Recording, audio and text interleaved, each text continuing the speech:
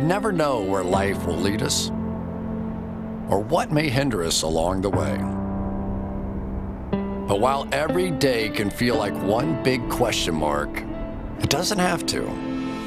With the right insights, strategies, and solutions from Western and Southern Financial Group, together we can look ahead to leave the unknown behind. What's pro football focus doing? Last week they had Brady. This week they got Brady. We're literally doing it differently from everybody else. As a matter of fact, moving forward from this point on, I will not make reference to PFF. Do you not understand that they are that way because you're Joe Flacco? And you just like to discredit things that people deserve credit for. That you can't possibly be expected to defend that. Talk about the game, Sam. So who cares about what people think about us?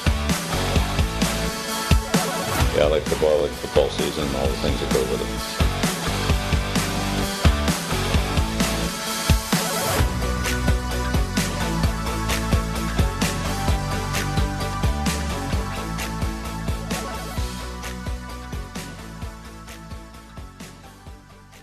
Welcome into the PFF NFL podcast. Steve Palazzolo here with Sam Monson. We are live Monday morning, 7 a.m. every single week, reviewing all of the previous week's action. So we'll be getting through all the Week 13 games here. How you doing, Sam? Good. You? Great. Excellent. I am great. I see that you're the one that created this new Twitter account. Well, yeah, we had an old Twitter account for the podcast, and it appears to have fallen into disrepair to the point where nobody can remember the details. So we're going to start from scratch. Yeah. Create something new. Yeah. It's at PFF NFL Pod. Correct. So there's a nice little Twitter account for you to follow. You guys should be like keeping notes. We got some places to direct you throughout the show here. But yeah, at PFF NFL Pod. Follow us on Twitter. It's the new podcast account. Get updates. You get some one-offs, some clips, and the whole thing. Yeah, some outtakes. Yeah, Rosetta Stone maybe some pronunciations. I pronounce Jaguars very, very well. In Espanol. Anyway, well, let's go through all the games here. Sound good? Sure, Yeah. given that's the show. That is the show. Mm-hmm. Yeah, that's like me setting it up. PFF NFL Daily on Friday morning. I believe we discussed something related to Cowboys Saints. It was days ago. But it was Cowboys Saints. On Thursday Night Football, Cowboys come away with the win. The Taysom Hill experiment was not great. He also hurt his finger.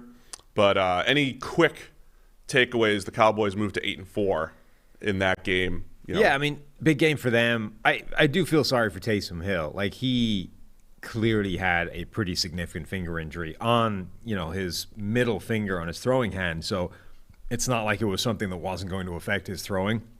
They had him splinted up and stuff in the game.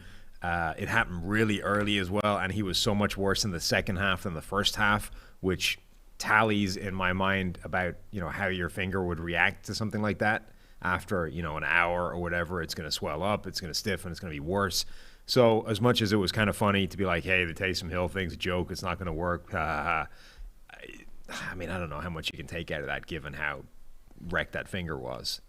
We've seen a lot of those this year, haven't we? Yeah. Finger injuries. Russell Wilson, Tua, anyone else? Stafford had it briefly on a thumb. And then Taysom Hill. But the Cowboys. Yeah, and somebody else yesterday hit a guy's helmet or hit something in the pocket when he Joe Burrow.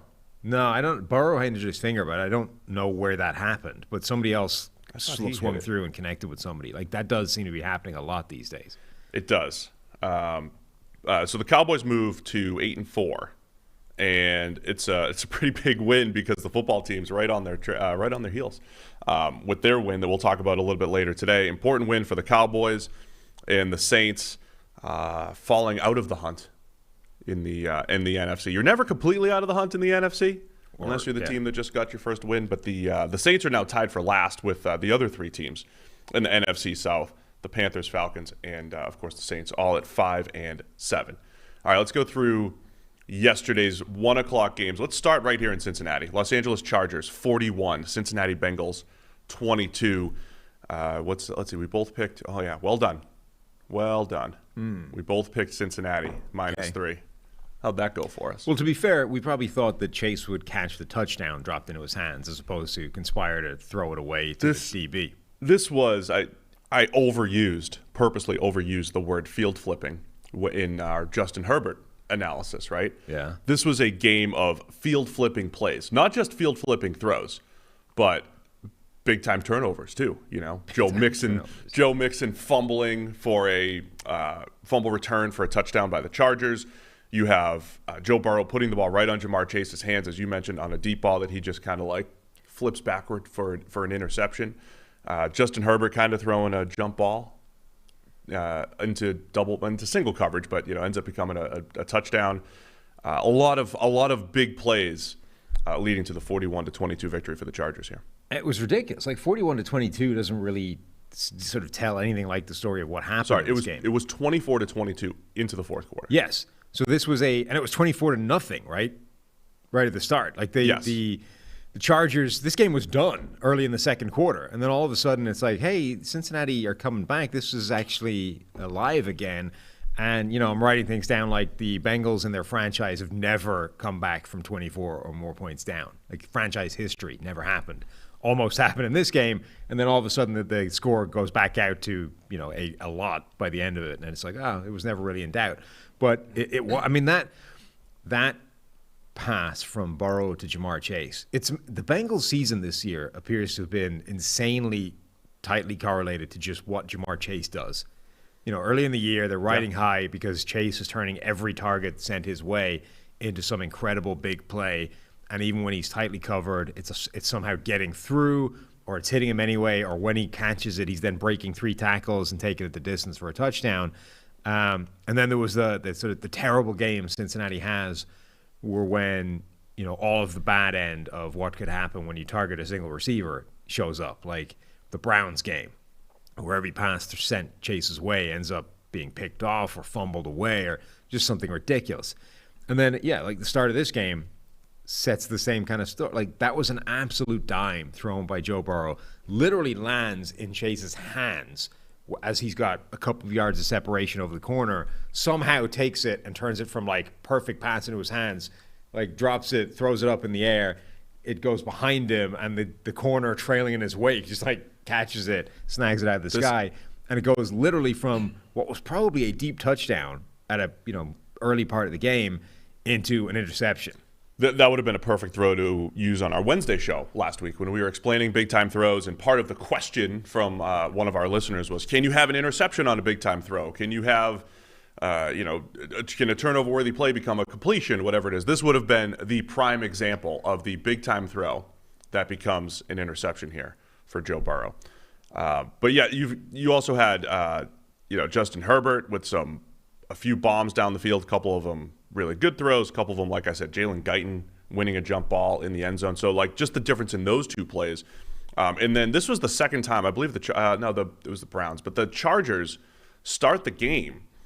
They start the scoring with a touchdown drive where they go for it on 4th and 4. So 4th and goal from the Bengals 4. And do you have any thoughts on this? Because we are starting to push, 4th and 1, you go for it. 4th and 2, we're starting to push it out to 4th and 4.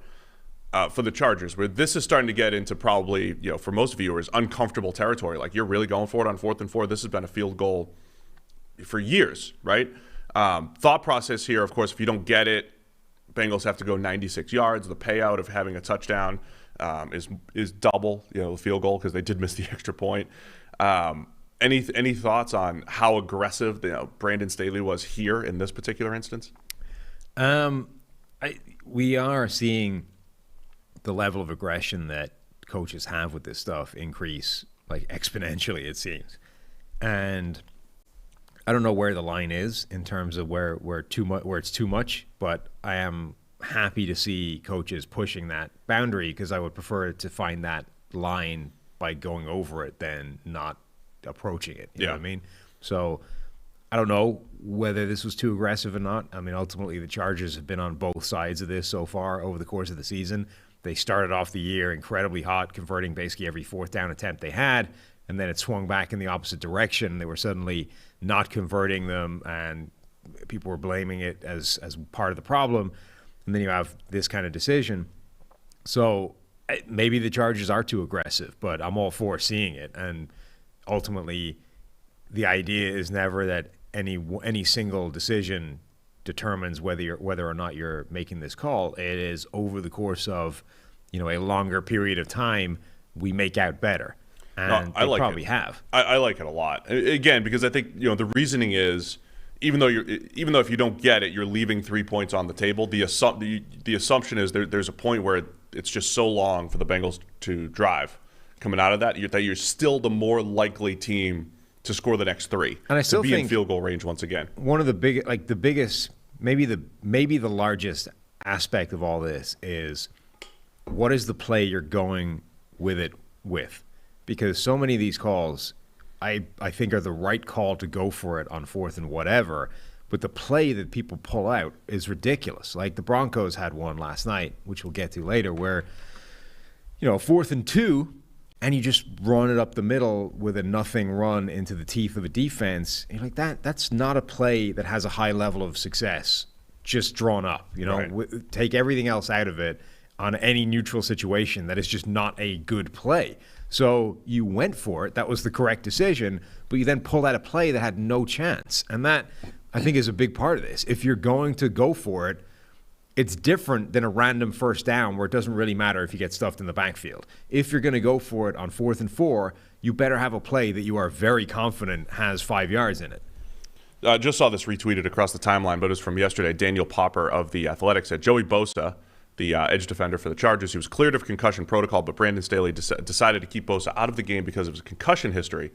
And then Staley comes out of that saying, quote, "As long as I'm the head coach here, I'm going to be making decisions like that in the best interest of our players." Good for him. So I thought that was, not just forward-looking when it comes to the fourth down decisions and the way he plays defense and all that stuff, but also looking out for his players, even in a massive game like this where there are playoff implications against the Bengals. So that was so early. That's a big one. Bosa lasted 9 snaps. I wonder if part of it was Cincinnati was down, I think, 3 starting offensive linemen. You probably liked your chances anyway of being able to control the line of scrimmage and win up front. And let's protect Joey Bosa, but also factoring into that is we think we'll have the winning of this anyway. Yeah, still a very good pass rush grade for the Chargers team. Uchenna Nwosu had a big strip sack in there. Justin Herbert he got sacked a few times as well, and that was part of the reason why the Bengals were able to come back. So it was a really good game into the fourth quarter. It was the game changer was Joe Mixon fumbling, returned for a touchdown. That was where the Chargers started to pull away in the fourth quarter. Herbert versus Burrow was a fun debate that people had, I think, throughout the week, right? Joe Burrow was the number 1 pick. And after? Yeah. Okay. Well, Dano said that Burrow outplayed him. And then everyone hated on him for it. Interesting. I would like to, on this rare occasion, stand with Dan. I stand with Dan. I believe that Joe Burrow, given that he was thrown with a gimpy finger, was the better quarterback. He was tough. Dan also, before the game, because Dan likes to stick by his takes until Sam Darnold is so bad you just can't stick with him anymore. Yeah. Historically. But yeah, he was saying, Burrow's got that it factor and all that stuff, which I don't hate when people say it factor, because I think there is something to quarterback play where you just kind of see it, and it usually gets, I think it gets wrapped up in our grades at some point. Like I think you get it out of there. But sometimes you just see, okay, I just want this guy as my starting quarterback, and I think Burrow has that. And they showed him on the sideline grimacing as he's throwing, and he's still coming back in, and his next 2 throws were like pinpoint, deep out type of throws. He was getting it there. So Burrow's probably going to end up with a slightly higher grade than Justin Herbert in this one. 4 big-time throws for Burrow. If Jamar Chase was a problem in this one because of that one drop that became an interception, but they were using T. Higgins had another huge game at receiver. That's what we've been asking for the Bengals. So it's tough to be excited about this loss, but that would be one of those things, using T. Higgins up the seam for a 29-yard touchdown where he's got using him essentially like a tight end. That is kind of opening things up for this Bengals offense moving forward. I will say that this was the first game, or not the first game, but this was, we said, I think before, that one of the interesting things about Burrow versus Herbert is that they've almost been the opposite player you would have expected them to be based off their college tape and what you knew of them as prospects, right? You have this big-armed, toolsy guy in Justin Herbert, who has an average depth of target like 1.5 yards lower than Joe Burrow does, who has way less big-time throws, who has fewer turnover-worthy plays as well. He's the more conservative, kind of, less risky, but also doesn't bring as much huge plays to the table as Burrow, who's the guy without the cannon for an arm and all the capacity to put the ball wherever he wants.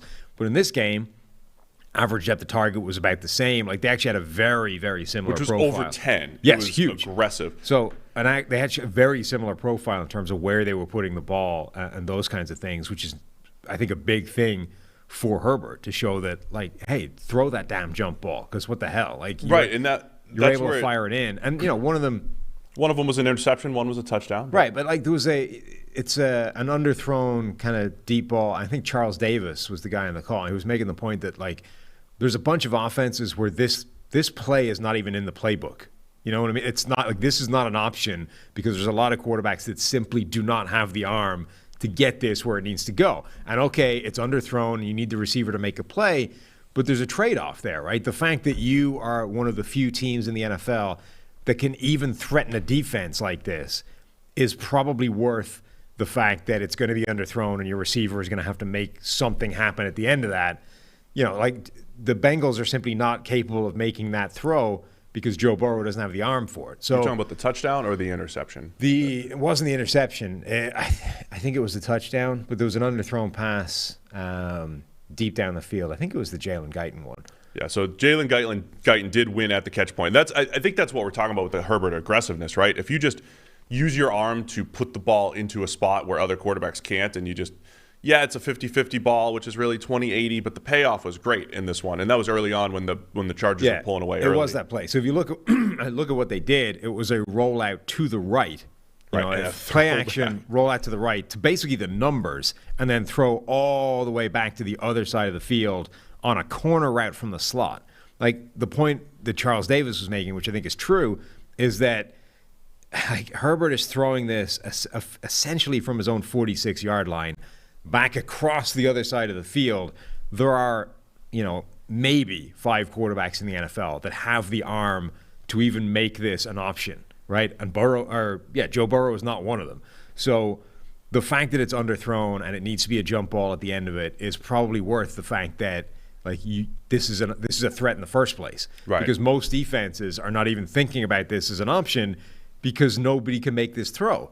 So the fact that, like, in our system, you would kind of look at this and you say, well, it's a jump ball. How good is that really from Justin Herbert? But I think there's sort of a 50-50 trade-off of, yes, it is a jump ball. In theory, you need the receiver to do a lot of work at the end of that. But the fact that you were able to get it, 60 yards plus on that kind of trigonometry is insane. Yeah. And that opens up a lot. Like, again, this is this idea of, with your skill set, with the capacity you have to do things like this, open it up. Like, take some of these chances because you're one of the few quarterbacks in the NFL that can. Right. Do that more often, right? And that was it was a huge part of this game. The Jalen Guyton 44-yard touchdown for the on the jump ball. The one Justin Herbert interception was a little unlucky. He left it behind down the field to Josh Palmer.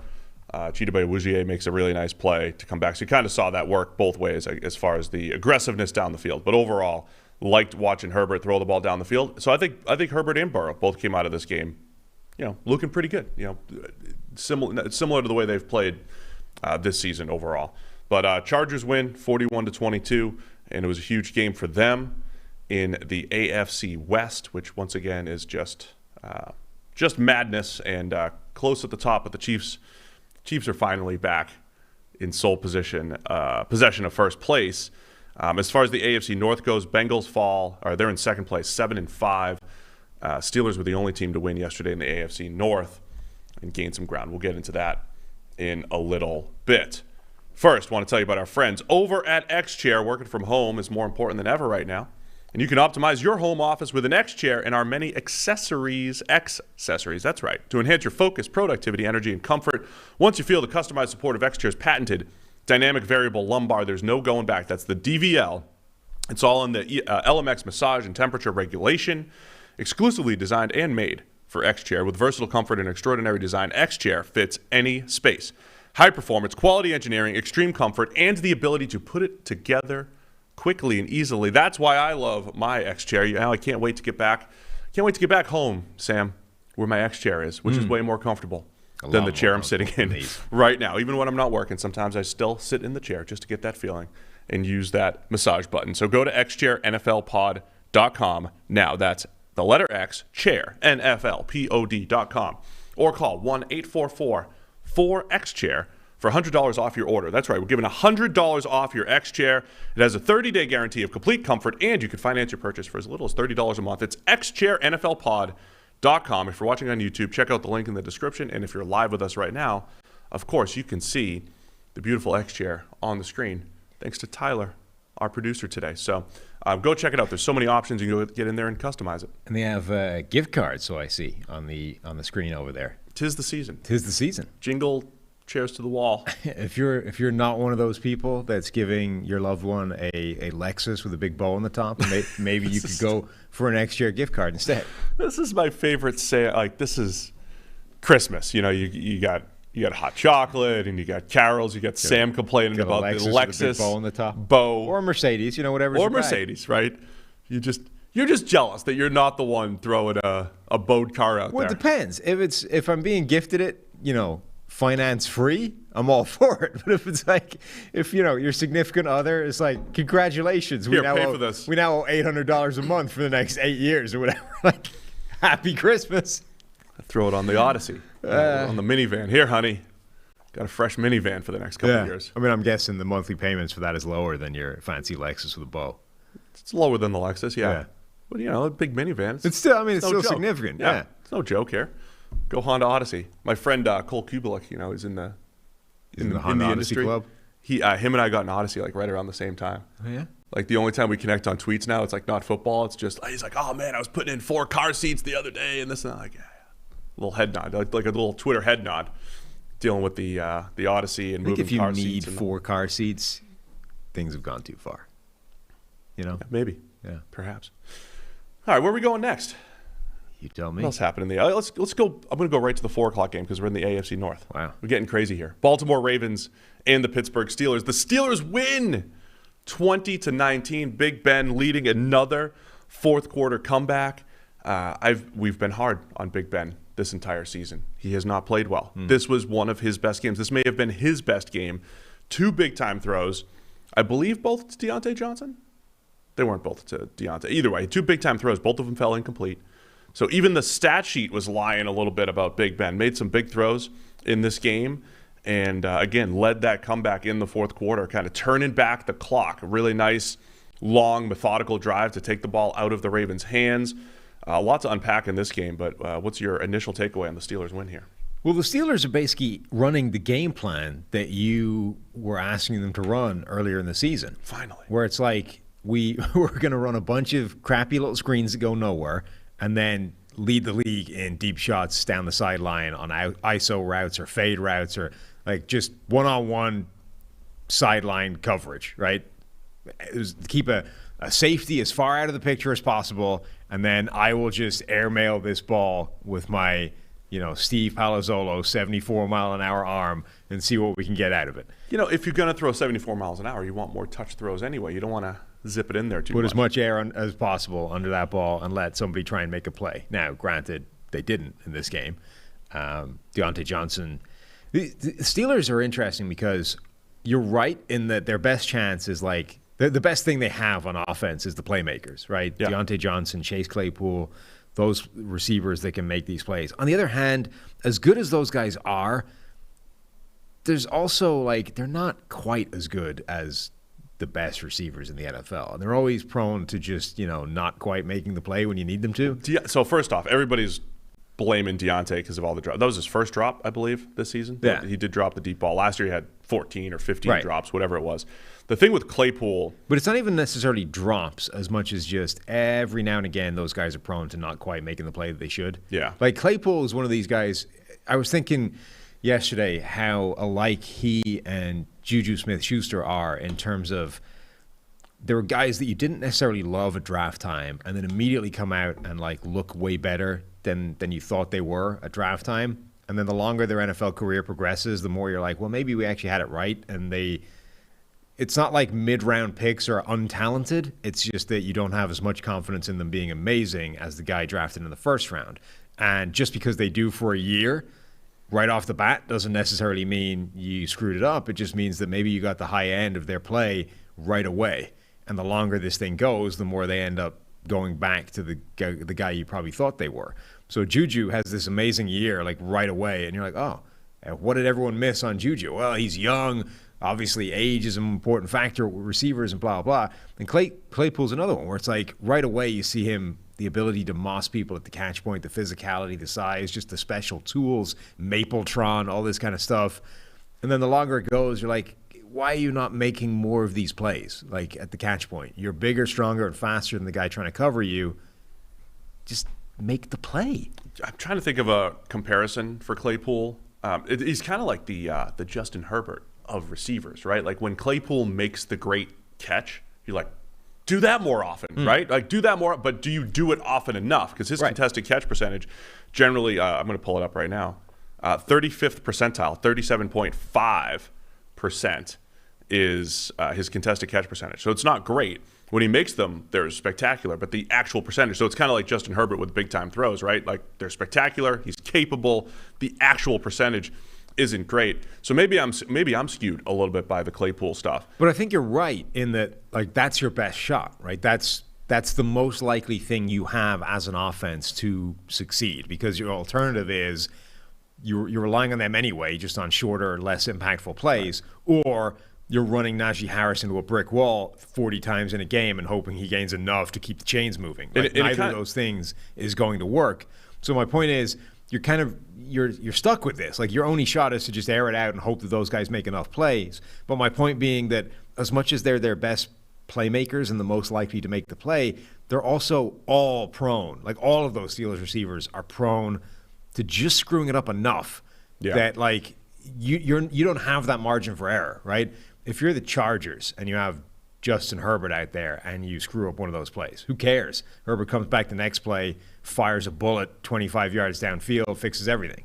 If you're the Steelers, that was your one. Like, Roethlisberger's not dropping another dime into the back of the end zone the next play. Like, that was your one shot. And if you don't get it, now you're not scoring many points, and that's how you end up in a game. Like, realistically, the Steelers should have won this game a lot more comfortably than they did, but those kinds of mistakes, like, you just don't have the margin for error for those kinds of mistakes. One of the other reasons, too, and this might sound ridiculous, but to run this fake style of offense, I'm saying, just chuck it down the field to Claypool and Deontay Johnson, actually takes less accuracy to have successful plays, right? If you ask Big Ben to make a whole bunch of 4- and 5-yard passes over and over and over again, he's got to be precision, and somebody's got to do something with it after the catch, right? He's got to make good decision after good decision and be accurate and not miss throws. But he misses those throws a lot. The further you throw the ball down the field, yes, pinpoint throws are important, but the accuracy is less important because you can have underthrown pass interferences that we know are huge in the NFL. You can just have straight jump balls where Claypool goes up and wins it. You could throw it in front. You could throw it toward the sideline, back shoulder it a little bit. You can just kind of like throw it into an ocean and kind of hope a Claypool goes and makes a play. Or Deontay Johnson just separates enough that you could throw it in the general area and he's going to be open. Anyway, I thought the Steelers played a solid game there. Lamar Jackson kicks off. It was the first or second. I think it was the first drive, right? He does that whole he retreated and just chucked up an interception directly to Minkah Fitzpatrick. It looked when you watch it on broadcast, remember last week Lamar had that too. He dropped back and retreated about 10 to 15 yards and chucked it up in the end zone, and Mark Andrews looked like he was fair catching a punt for a touchdown. That was last week against the Cleveland Browns. This week, it was Minkah Fitzpatrick who caught the fair catch. He's on the Steelers, of course, and he had the interception. So Lamar only ends up with the one interception, but man, some of his decision-making is just way off. And the one other thing I'll say, it did feel like, when you're watching Lamar and you're like, man, he is slippery. He is tough to tackle. It did feel like the Steelers said, we are going to grab your jersey. Even though you juked us, there was a couple times he got juked, but guys just, they held on. Like, they worked hard to make sure, you might juke us, you might get biased, but we're going to hold on for dear life. And they sacked him 7 times. And some of that was that. It wasn't a square hit. It was just holding on to him long enough and not letting him squirm out and save a sack. Yeah, there were a couple of plays in this game where I was amazed that he was tackled. Like, almost every time in that situation, he just shucks off the guy trying to grab hold of him and, either extends the play a bit longer or makes a run and makes a play. But he tried to, like, stiff arm a guy who just latched on, like two fistfuls of jersey, and just hit the ground like dead weight, and down Lamar goes. And this is now, like, week 5, I think, was his last really good game. And since then, his grade has gotten progressively worse week on week. It's gone from the 80s to the 60s to the 50s to back-to-back games of 40 or lower. Lamar is playing terribly right now. And, we talked about it on the PFF NFL Daily today. Baltimore is banged up. They're losing important players. Marlon Humphrey going down is just another blow to that defense. You can ride through that if you have Lamar Jackson playing at the peak of his powers and he looks like, one of the most devastating playmakers in the NFL. You can't if you're going to have him throwing having multiple turnover-worthy plays every single game. This is now 8 games this season with multiple turnover-worthy plays, and that is just too many. Unless you're going to be, maybe Lamar can have multiple turnover-worthy plays a game if he's going to have 4 or 5 big-time throws every game. But that's not happening either. So one of those two things needs to shift dramatically. Either he needs to be way more careful with the football than he is being right now, or he needs to hit the high end of variance and just start absolutely balling out in terms of big plays. Otherwise, like, the Ravens are just not good enough top to bottom to overcome that. The average time to throw number that we use a lot, again, maybe if we rename it average time in pocket or snap to release, it might paint a cleaner picture. It's tough with Lamar. He's always been over 3 seconds because when he does scramble, he has a lot of plays. He has a significant number of plays where he scrambles around, and that gets thrown into the average. In this game, though, 3.37, his second highest of the entire season, third highest of the entire season. Overall, it does feel like there are too many of those plays, right? Like where we have the Ravens are playing outside of structure. Lamar is playing outside of structure. Going back to 2019, once again, you don't necessarily have the time to throw number painting that picture. But in 2019, there was a very good balance in Lamar's MVP season where he was sitting in the pocket, finding open receivers. They would go empty and he would spread it around, or they would use him in the designed run game. It was just a good balanced offense. And I don't think very rarely did you say Lamar's just playing outside of structure. We would actually go to lengths to defend him and say he loves to go through his progressions and go through his reads. He is a pocket passer who, oh, by the way, when the pocket breaks, is the most dynamic runner in the NFL. Right now, I'm not getting the sense that the offense is flowing very well. You're not getting those in-rhythm open throws that you were getting 2 years ago. I thought early in the season we were on our way, right? I mean, early in the season It was like, okay, Marquise Brown's breaking out. Sammy Watkins is at least a reasonable compliment, better than what they've had. Rashad Bateman's going to come back and, solidify this thing. And actually, since Bateman's come back, it's been worse. I don't know. So I don't know exactly what the issue is there, but I just think it's too much backyard football for the Ravens right now, which is why Lamar gets sacked 7 times. There's not a whole bunch of plays where the O-line just got whooped and he got taken down. It was a lot of late sacks and late negative plays and late interception that he threw to Minkah Fitzpatrick. The Ravens have to figure that piece out. He seems to be playing now 100% in those. Remember the old narrative that when the run game was good and when they were averaging 6-7 yards a carry and the offense was in rhythm, everything was great. But everybody knew that if you just put them in a double-digit hole, the offense goes out the window and Lamar can't play from behind that way. And then the start of this season, he was put in those situations a lot, and he actually played really well. And suddenly you're like, well, if Lamar has to pass to win, not a problem. Now it feels like everything is that style. They almost start as if they're down by double digits, and he's gone back to being the player that kind of panics a little bit in those situations and just doesn't have the same feel that he had earlier in the season. And I'm not sure why they're doing that. Like, you are still at your best when you can hand the ball off, take advantage of what Lamar does in the run game in terms of opening things up. And Lamar still averaged like 7 yards per attempt in this game. But I mean, and the Ravens as a whole, like, okay, they're not as potent as they were, but Devontae Freeman actually looks pretty good in this offense. For a guy that he had a few nice plays in this one, for sure. For a guy that kind of looked washed for a while. Like, okay, it isn't what it used to be, fine, but it's still better than this like madness of just saying, hey, Lamar, make some crazy things happen, and hopefully there'll be enough good things for us to win. Like, execute the offense. Don't do whatever you're doing because it's not working. The other part of it, too, like a big chunk of his plays, Lamar did make a nice comeback, right? I mean, they did drive the field to get the game, what could have been the game-tying touchdown, then they go for 2. But that was also a situation where the Steelers completely changed the way they were playing. They had been pressuring Lamar. They started rushing 3, left some huge holes, 3rd and 14. Good on Lamar to drive down the field, get the game-tying touchdown. I thought the Steelers changed the way they played a little bit on a few on that drive. And then you have the decision to go for 2.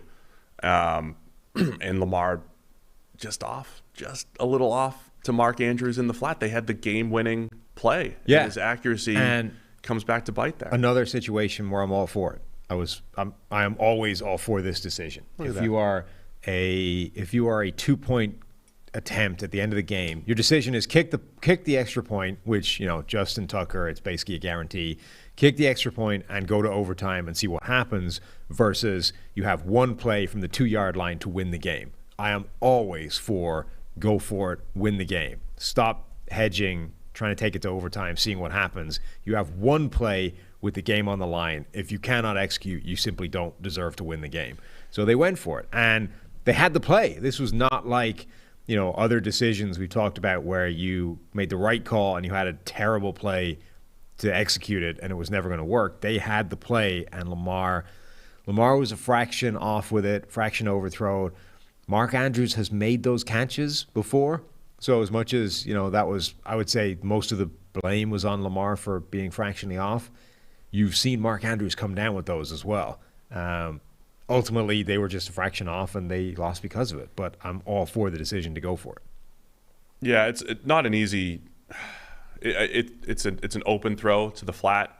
You also have T.J. Watt unblocked again in his face. It just happened a lot of times in that game. Yeah, and so how much of this is on the offensive design with the number of unblocked rushers, the zero blitz issues that they've had, which is like the new NFL kryptonite is the old plays. Play too high and cover zero blitz. It's like kryptonite for all these NFL offenses.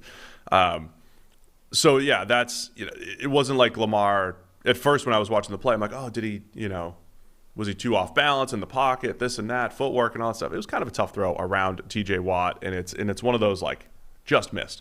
Like if he hauled that in with one hand, you'd be like, all right, but he didn't. So it looks like it's kind of off. It's a just miss from both ends there.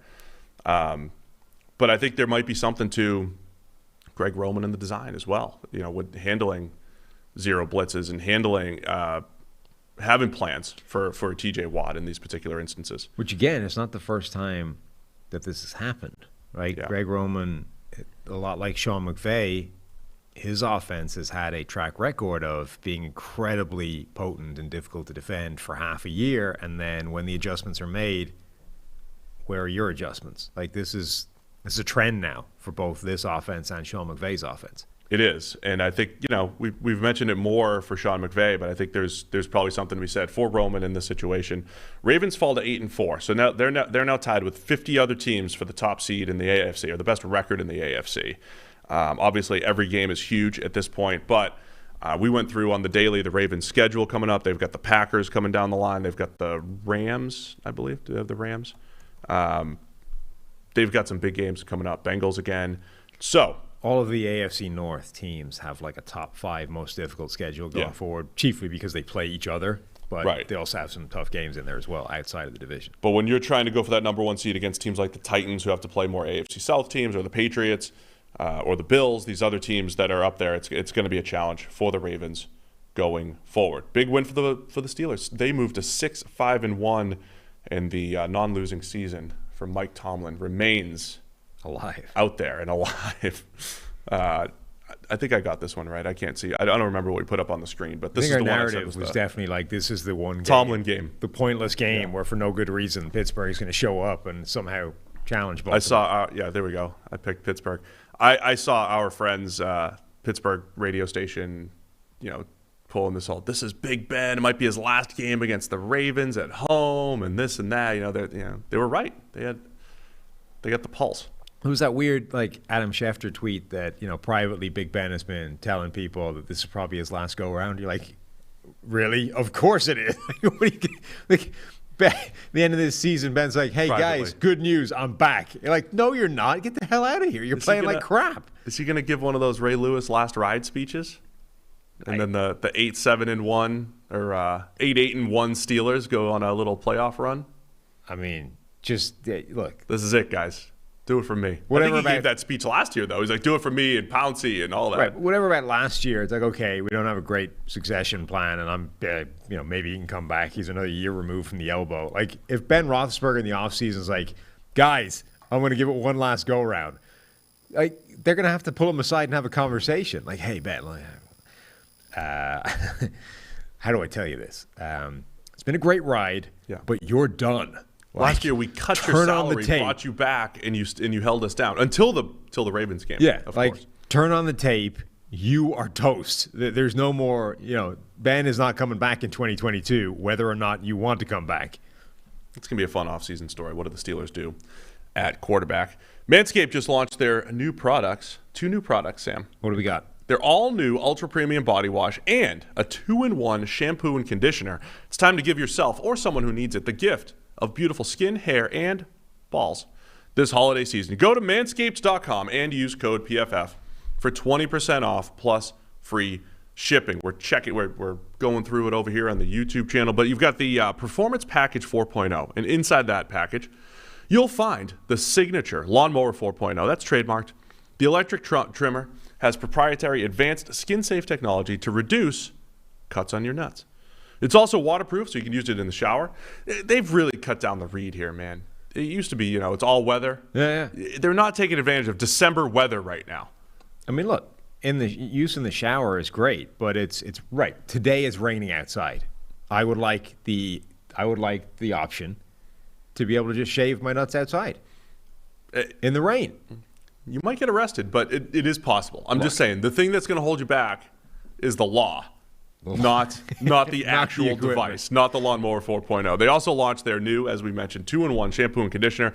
They have key ingredients with benefits that include hydrating, nourishing, and conditioning the scalp, strengthening your hair all at the same time. 'Tis the season to load up on Manscaped products. If you're on YouTube, we're cycling through all these products here.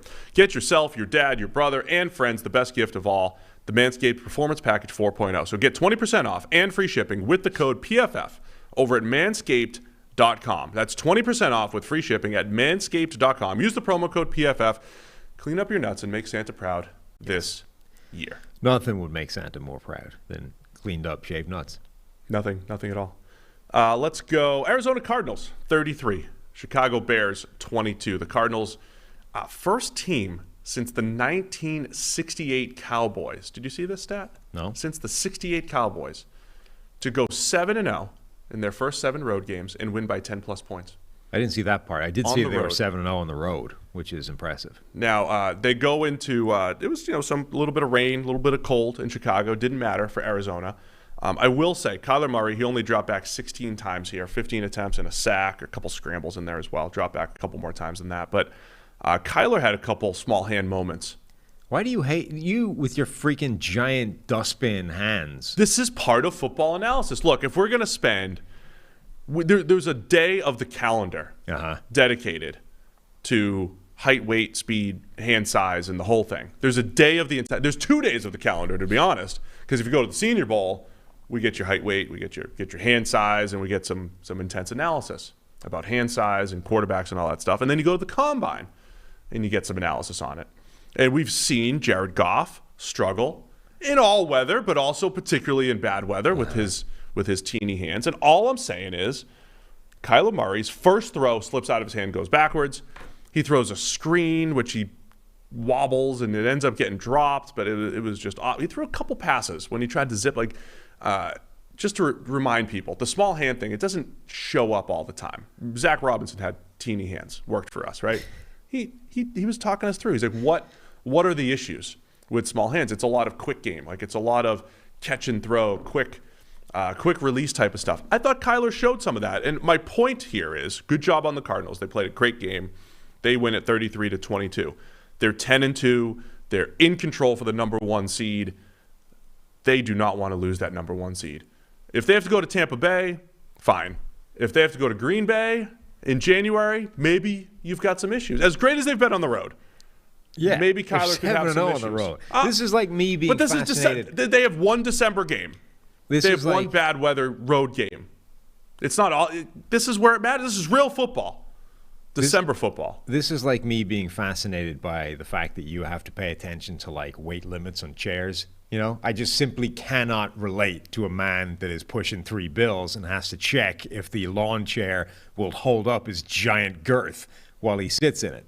You, with your freaking hands the size of a dustbin lid, simply cannot put yourself in the headspace of somebody who might have trouble gripping a football when it's wet. And it's like, oh, you're like a kid at the zoo where you're looking through the glass window, marveling at the freakish creatures on the other side. Every time it happens, you're like, look at these guys with their freaky little small hands that just can't grip a ball in the rain. It blows your mind every time you get to a wet weather game. You think it's me just being unrelatable to the little people? That's exactly what I think it is. You're like Gulliver in the land of the Lilliputians. It is me, unbiased football analyst, saying this is an issue.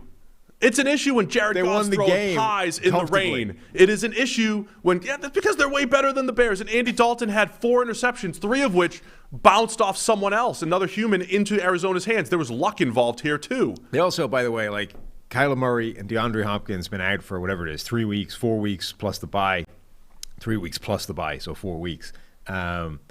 Immediately, like first drive, just that dime. Touchdown. Now, you talk about that was a 4th down decision as well. 4th and 2, I believe.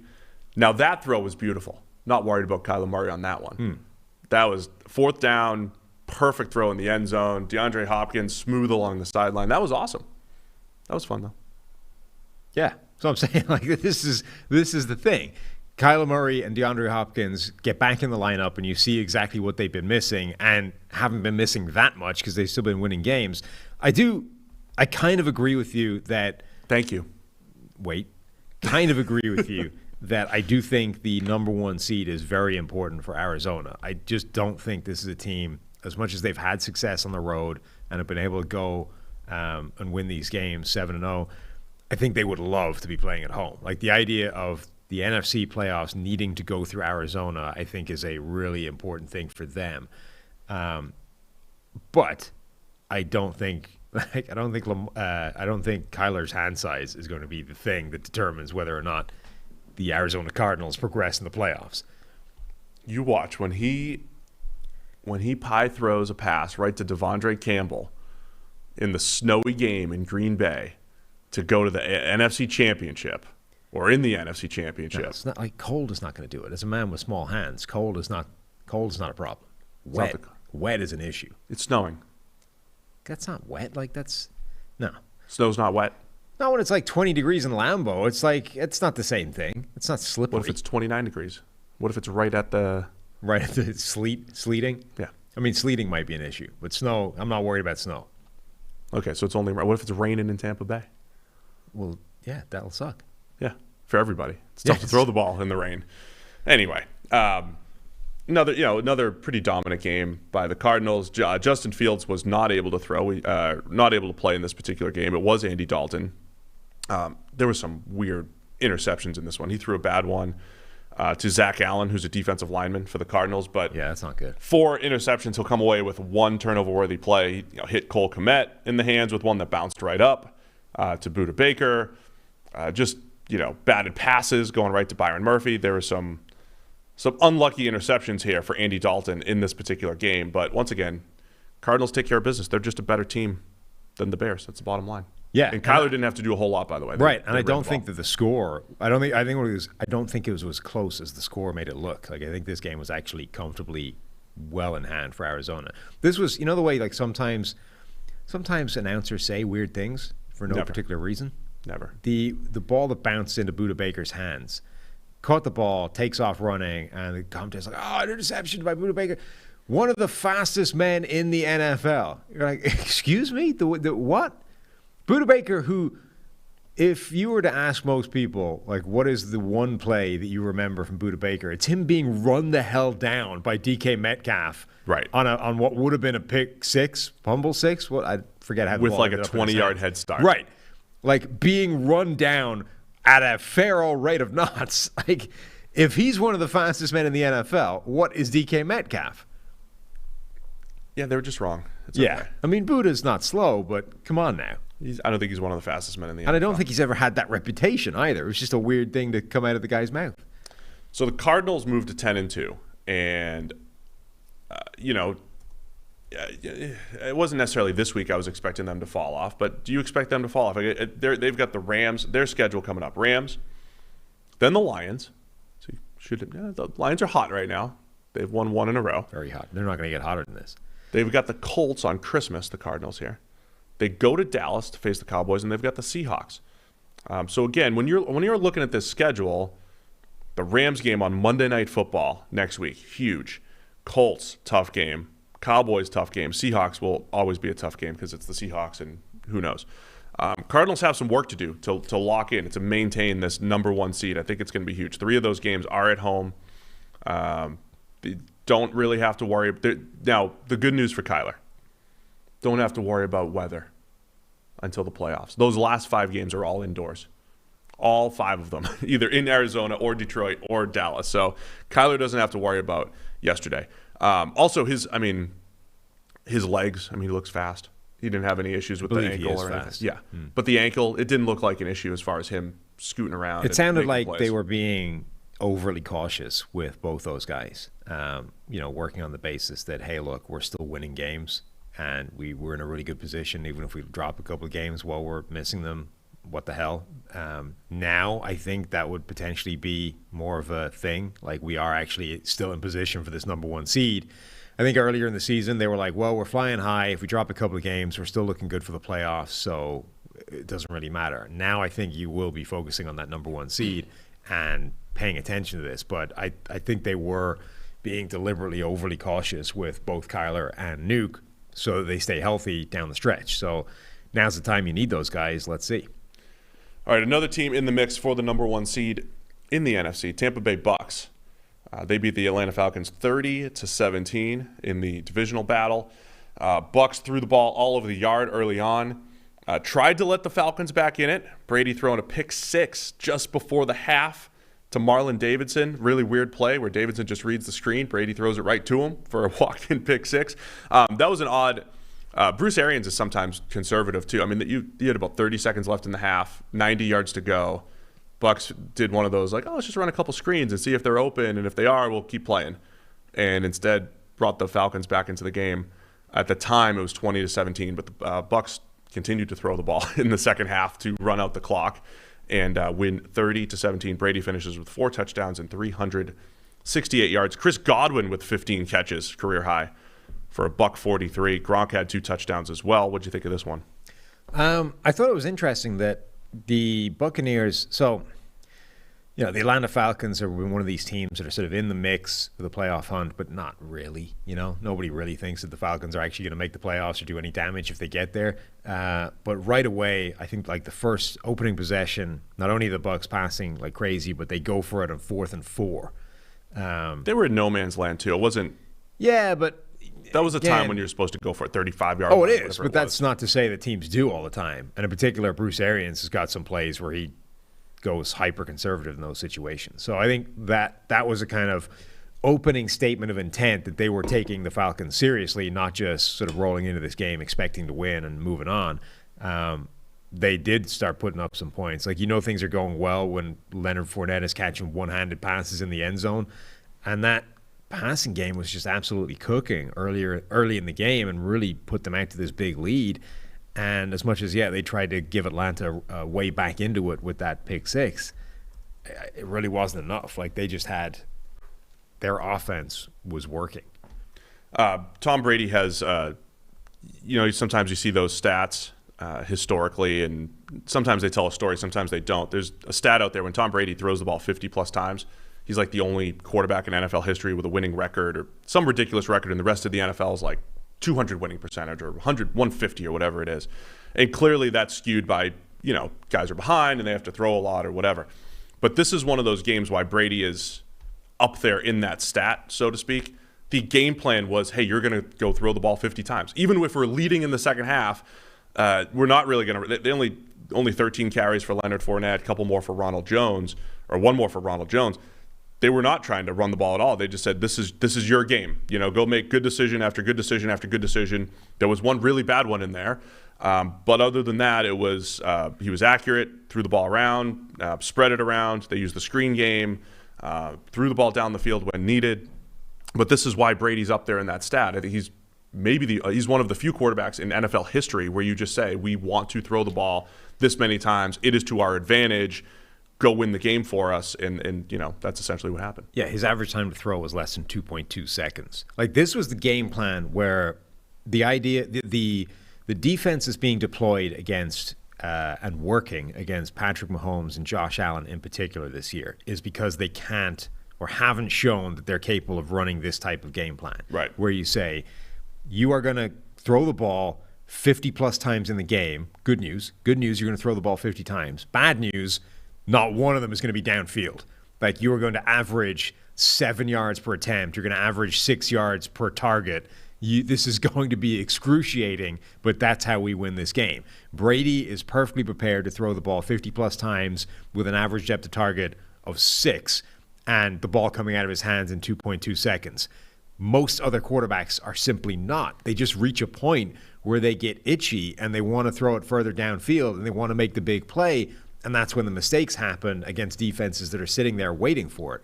Brady, I think, is certainly one of the best quarterbacks at it, and really one of the few that's just capable of doing that without screwing it up. I found the record. Again, QB wins and losses. I think sometimes when you add parameters to them, at least just tell a story. Brady, 652 winning percentage since coming into the league when attempting 50 or more passes. 652. The rest of the NFL is 232. So 23% of the time versus 65% of the time. So he almost wins 3 times as much as any other quarterback. And again, it's games like this. And this used to be a Belichick thing, right? One of the famous ones was the Williams Wall. Remember the old Viking? Of course, you remember.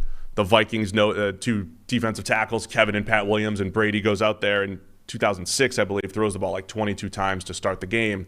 You just don't see that around the NFL often. And it seems like this is not a Bruce Arians thing to do either, by the way, to just come out and throw the ball around, short passing game. Short, yeah. Right?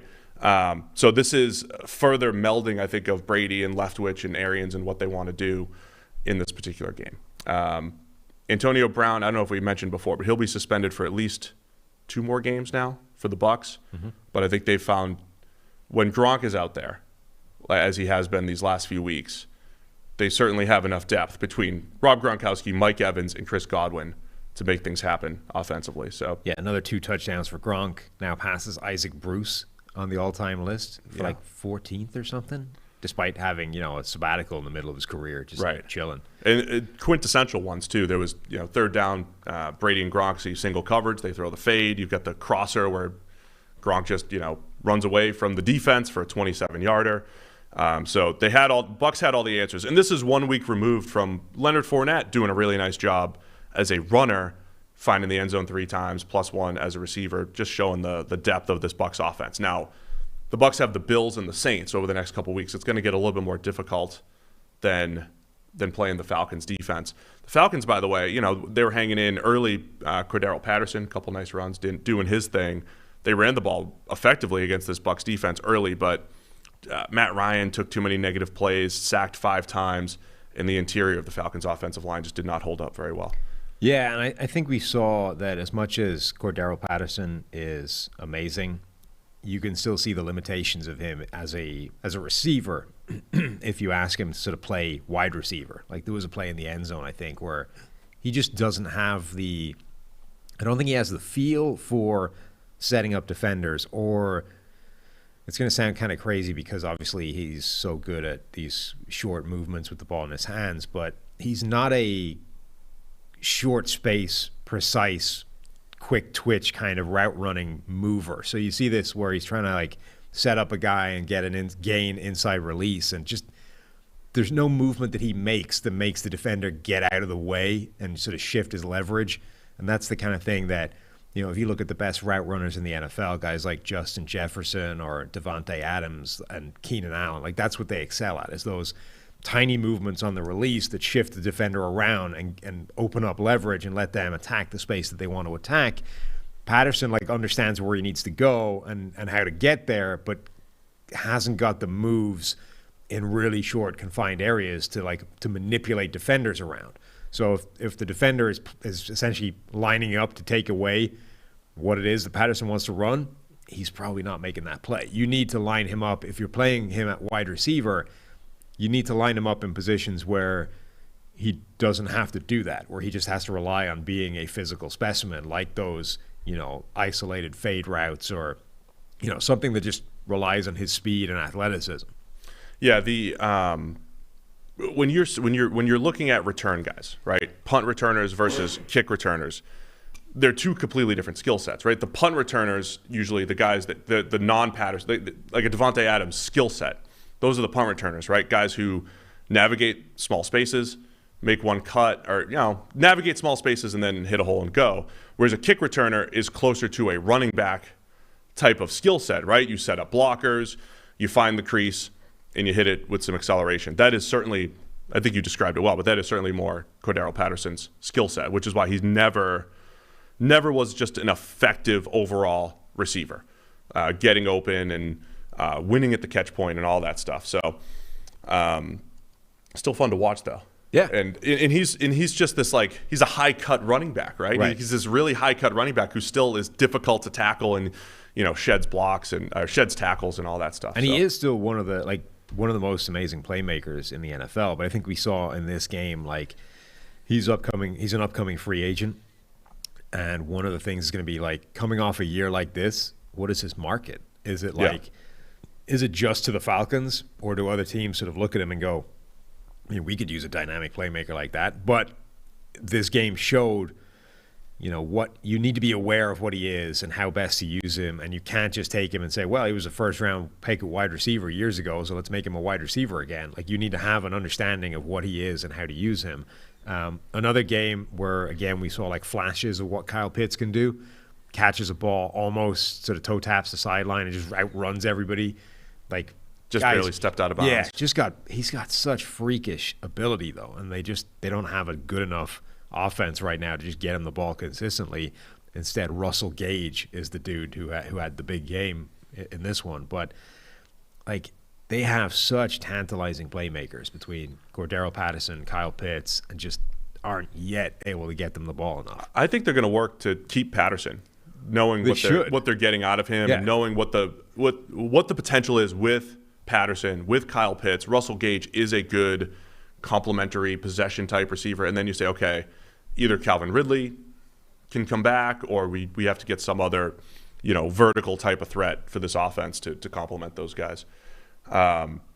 We haven't discussed MVP enough here a lot. I think Brady's the MVP. It should be the MVP front runner. Yeah. It changes week to week. There's no definite MVP here, as there has been in previous years, but I think Brady's the front runner. He's our highest graded quarterback. He's number one in PFF WAR by a wide margin. He's the betting favorite. All of that, and he's leading the league in the traditional stats as well that tend to get voters. Passing yards, he's number one. He's got 4 or 5 more touchdowns than anyone else through the air. So looks like it's Brady right now. We'll see what happens in some of these big games that he has, though, with the Bills and the Saints coming up over these next couple weeks.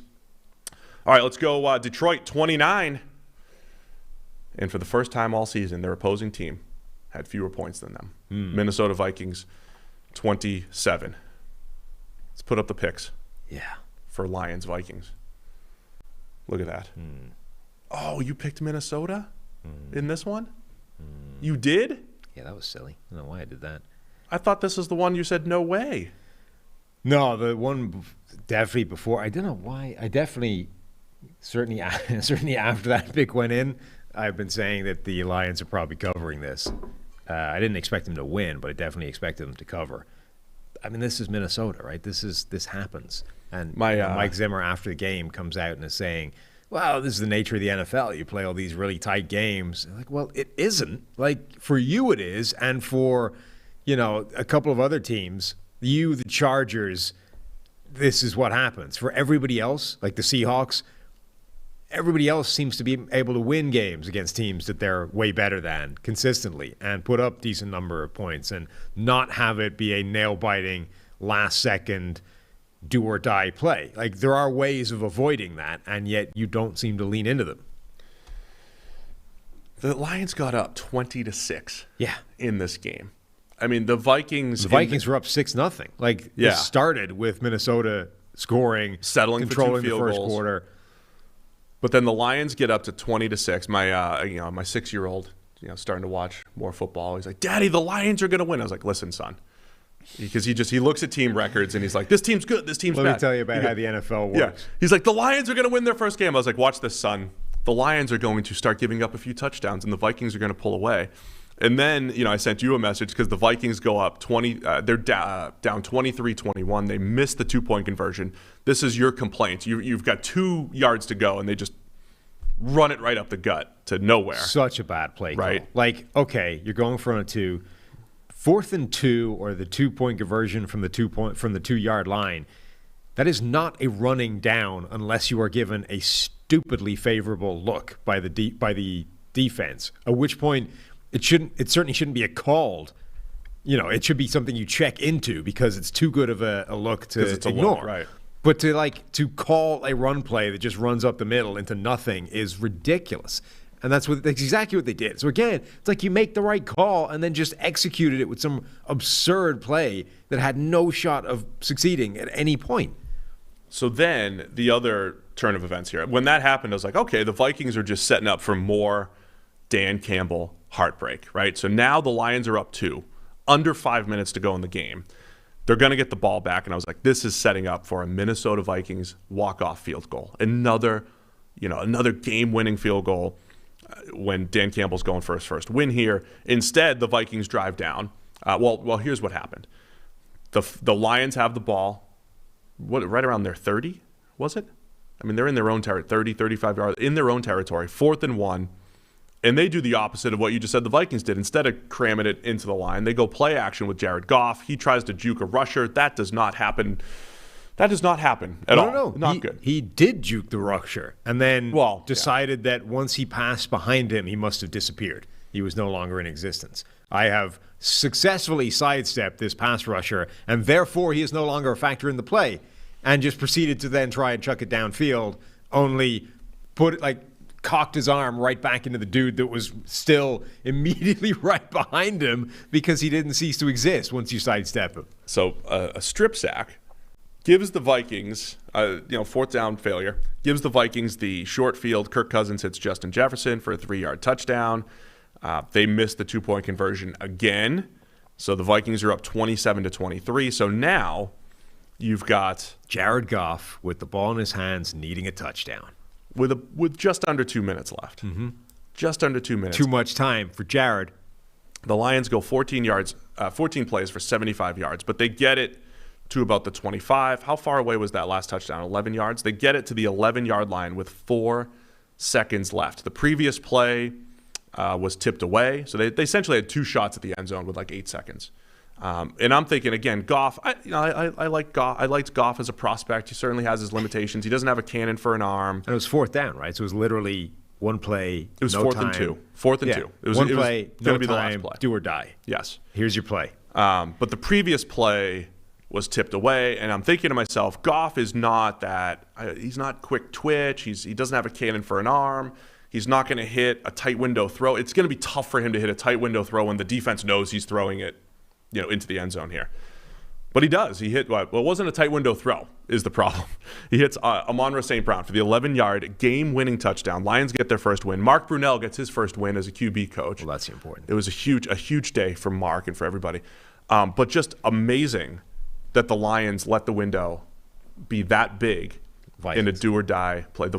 Who did I say? Lions. That the Vikings defensively, Cam Dantzler just sitting in 5 yards into the end zone. There was nothing they were defending. Like, you look at what they were doing. They were playing the entire drive. Like, generally speaking, when teams are in this position of you have one drive late in the game, do or die, time expiring, defenses play soft. They back off. They give you way more than they would normally, and usually too much. And this is why people like Tom Brady are really good at those drives, because they understand that you're actually, with that much time on the clock, you don't need to pick up particularly large chunks of distance with every play, because the defense is going to give you quite a lot. And as long as you do it pretty efficiently and you don't piss away a giant amount of time between plays, you can move the ball reasonably well against a defense that just doesn't want to concede a touchdown. So the fact that they were able to run that drive and move the ball into that kind of range made sense. But then it was like they hadn't realized that the goal line had got to where they were. You know, the defense is sort of giving up play after play after play and moving backwards. And then it just hadn't occurred to anybody that the goal line had now passed where they were defending. So Dancer lines up like 5 yards into the end zone with outside leverage and just gave the score up. It's like he didn't even it hadn't seemed to occur to him that the ball might be thrown to the guy he was letting run into his space until it was in the air, at which point he was so far back in the end zone he had no shot of coming forward and breaking it up. Like, you look at that play and you say, what were you taking away? Like, of all the things he could be running and they could be running on this play, what were you discouraging here? Because the only thing was like a back pylon fade, which is probably the last thing they would be running from this spot. The weird part was when you are when you are defending the end zone for, say, a Hail Mary, the Hail Mary from the 50-yard line or whatever is generally trying to be thrown in the middle of the end zone, right? 5 yards into the end zone. It felt like they were thinking they had this like Hail Mary mentality, at least on that side of the field, this Hail Mary mentality where like we need to defend the middle of the end zone because it's the middle of the end zone. This is where these last minute throws go. But it's like, well, the front of the end zone counts too as a touchdown. You literally have to you have to defend the actual goal line. And I was just shocked that there was that big of a window for Goff to hit. I mean, very much sitting in the middle of the end zone and not defending the goal line was a mistake for the Vikings. Yeah, I mean, this is why they won. That's as easy a touchdown as you're going to see given up in a do-or-die situation. They literally just weren't defending it, and they gave up the go-ahead score. Like, that play deserved to lose a game for Minnesota. So that was kind of big.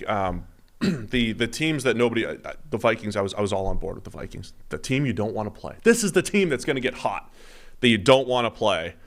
And then they lost to the Niners last week. Fine, both teams were hot as well. That was a big game.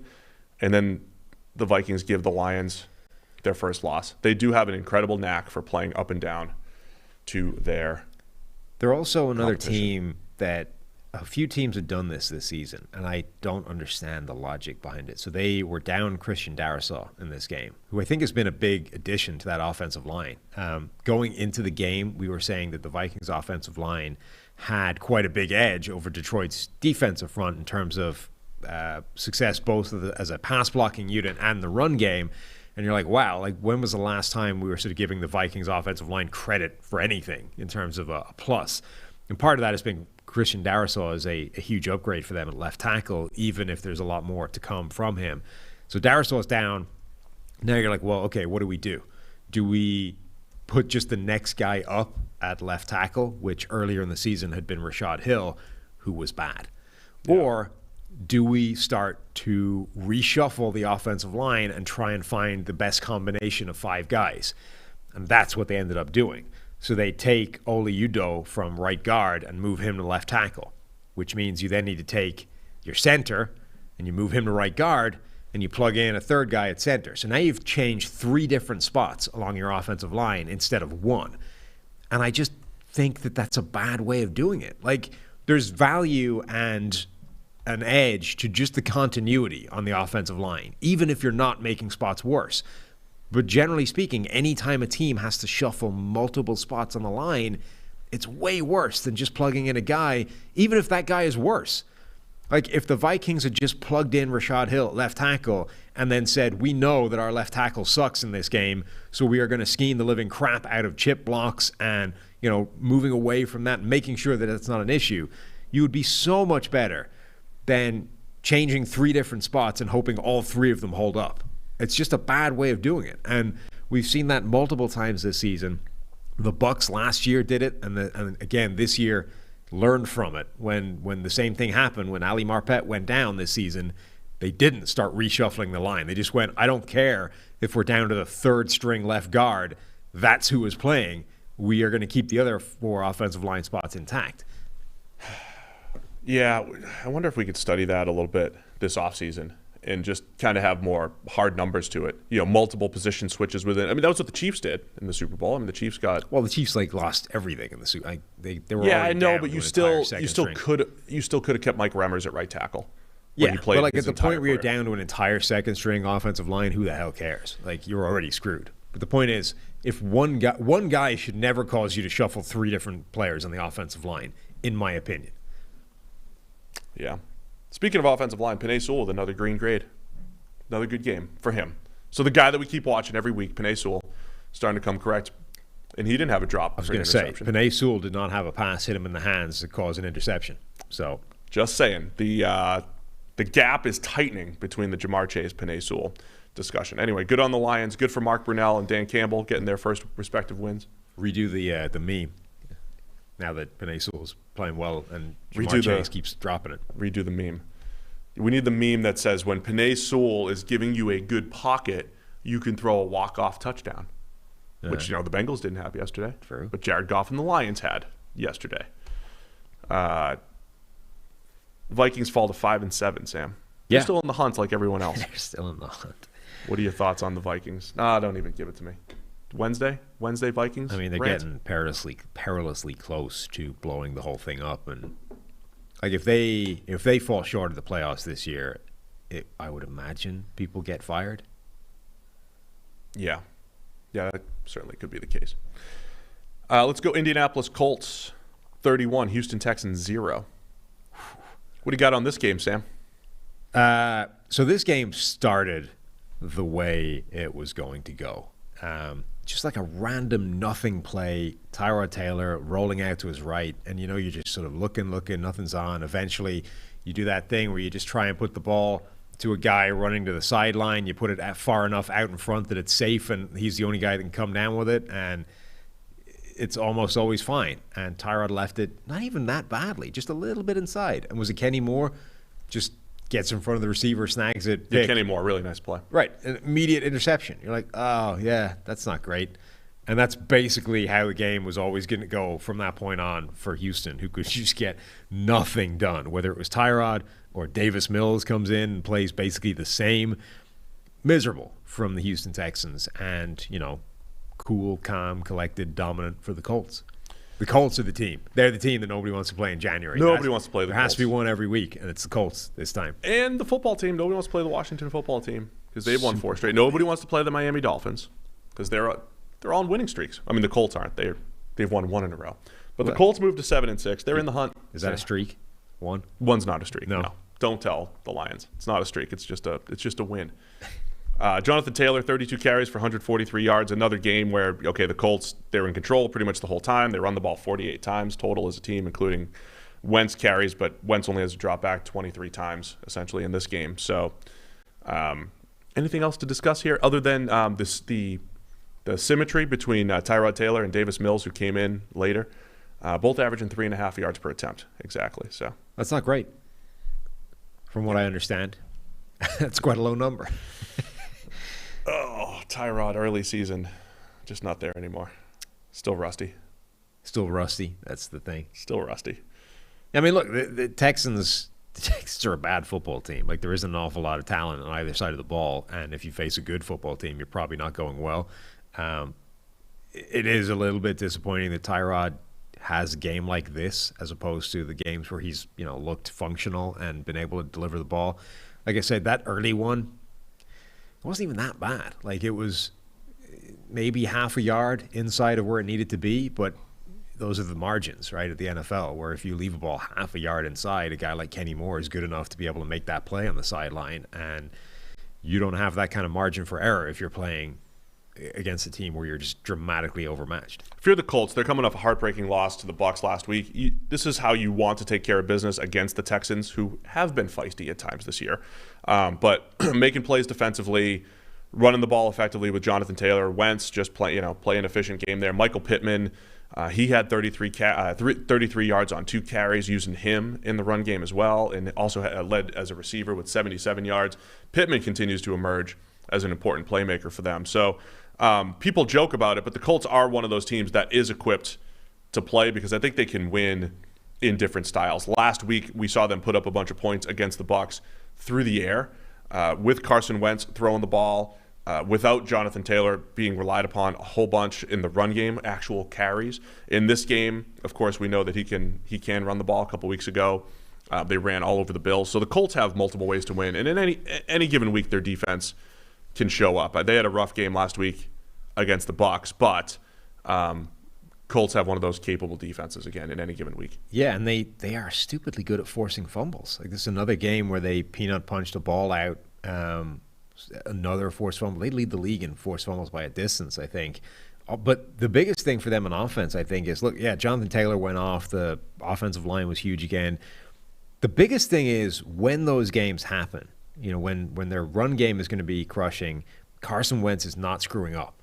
And it sounds like a really easy, a really low bar. That just don't screw up. Right. When your offense is humming, just don't be the reason it stops working, right? Don't toss the ball to somebody. Don't have one of those ridiculous plays where you're fighting your way out of contact and heave it left-handed at a linebacker. Just don't do that.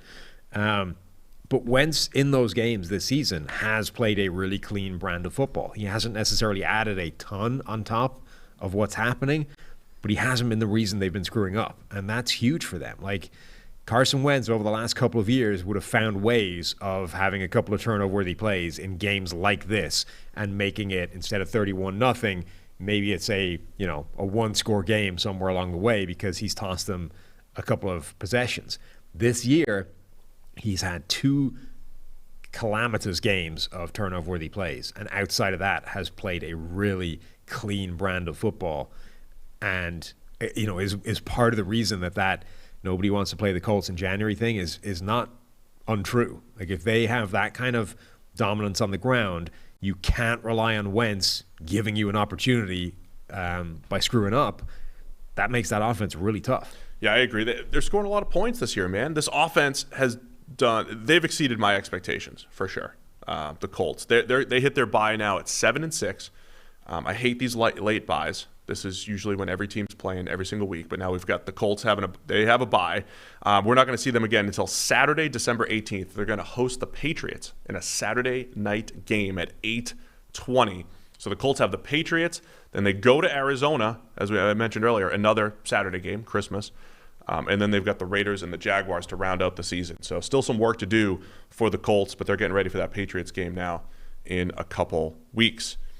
I've got to tell you about our friends over at DraftKings. Football fans, I'm sure we all love an action-packed, high-scoring NFL game, but with the latest no-brainer from DraftKings Sportsbook, an official sports betting partner of the NFL, you'll be a winner once a single point is scored.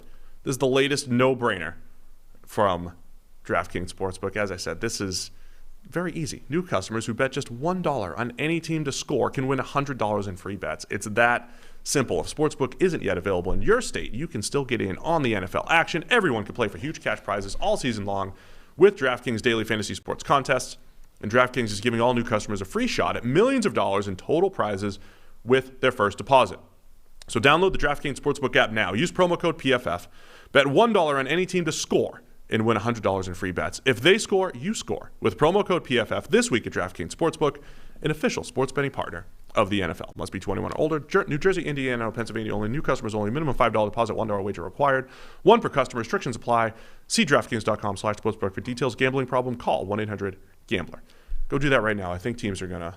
The team you pick will probably score a point. Yes. And you just get the free $100. Hopefully, unless it was the Texans.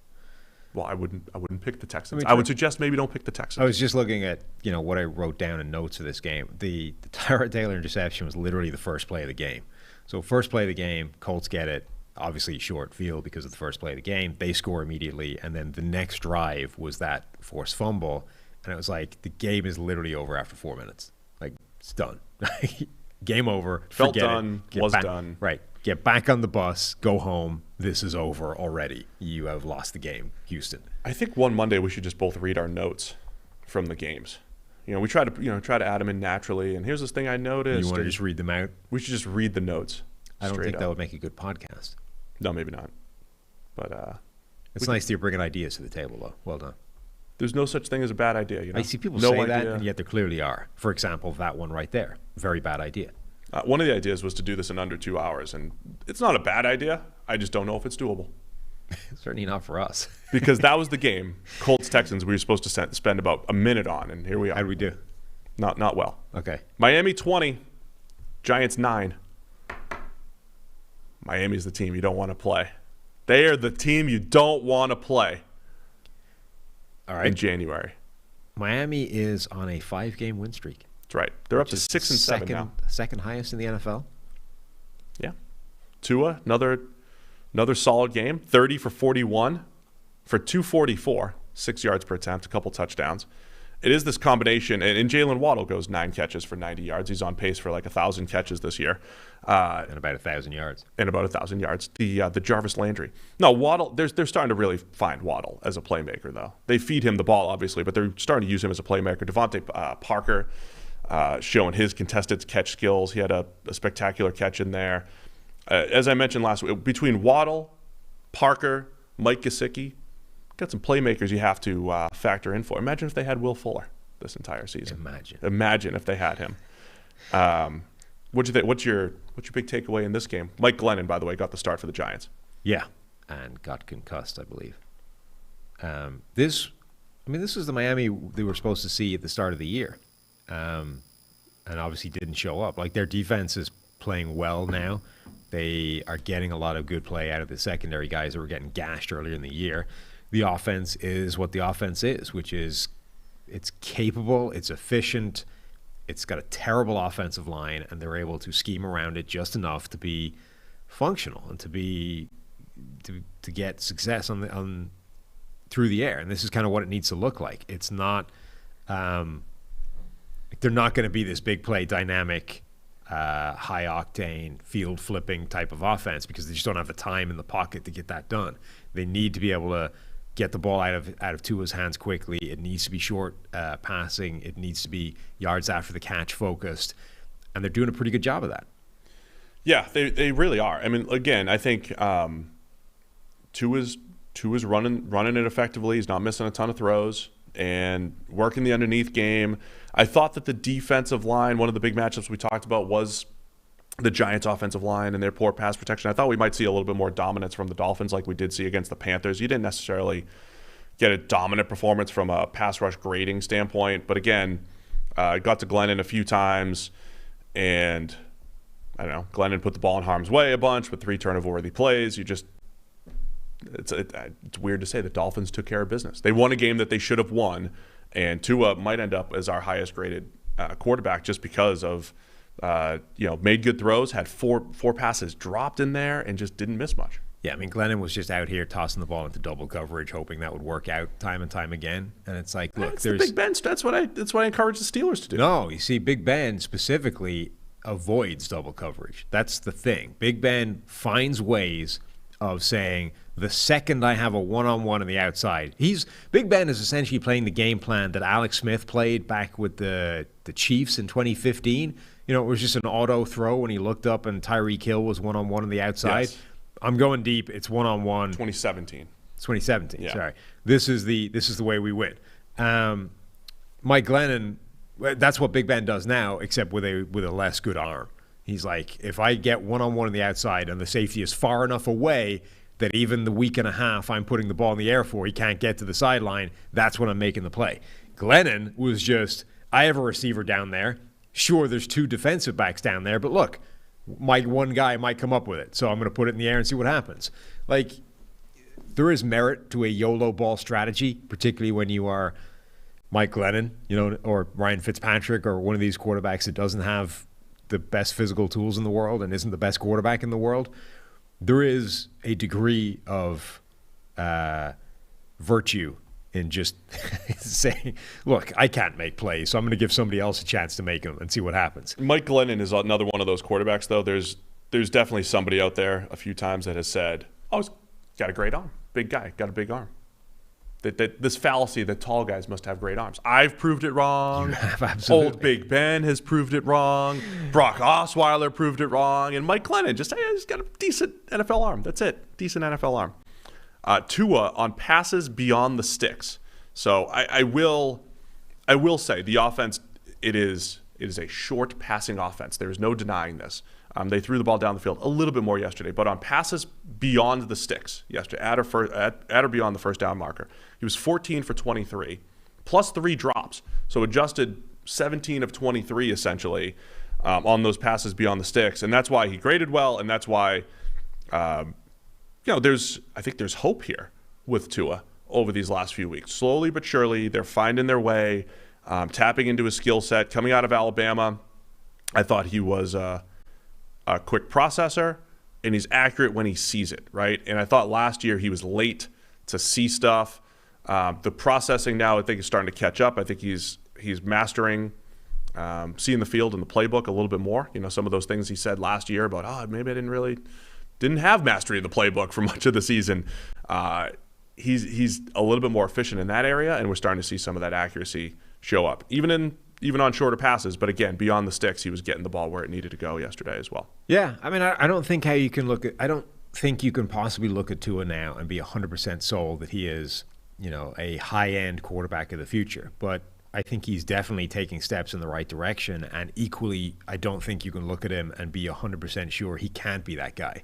So he is, by definition, lodged in the middle of an unknown quantity right now.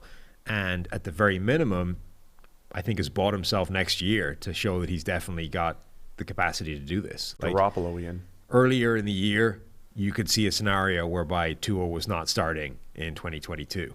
Now, something crazy would need to happen with, Deshaun Watson or whatever for that to be the case. I think given the state of the offensive line, Tua has earned next year to see what he can do. So the Dolphins moved to 6-7. Now, their schedule's interesting as well, because everybody's schedule's interesting. They've got the Jets next week to perhaps continue that winning streak. They've got the Saints on Monday Night Football, it looks like, December 27th in New Orleans. They go to Tennessee January 2nd, and then they have the Patriots. So it's a rough finish with the Titans and Patriots, but they're at home against the Patriots.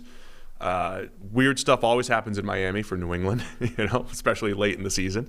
Could be to their advantage. And they're a different Dolphins team, I think, as we've said, than they were in Week 1, where they did steal the win from the Patriots. Well, not just that, but it's a different Tennessee. It's a different New Orleans. Like, those are two teams that are reeling, yes. Even if they have to go on the road.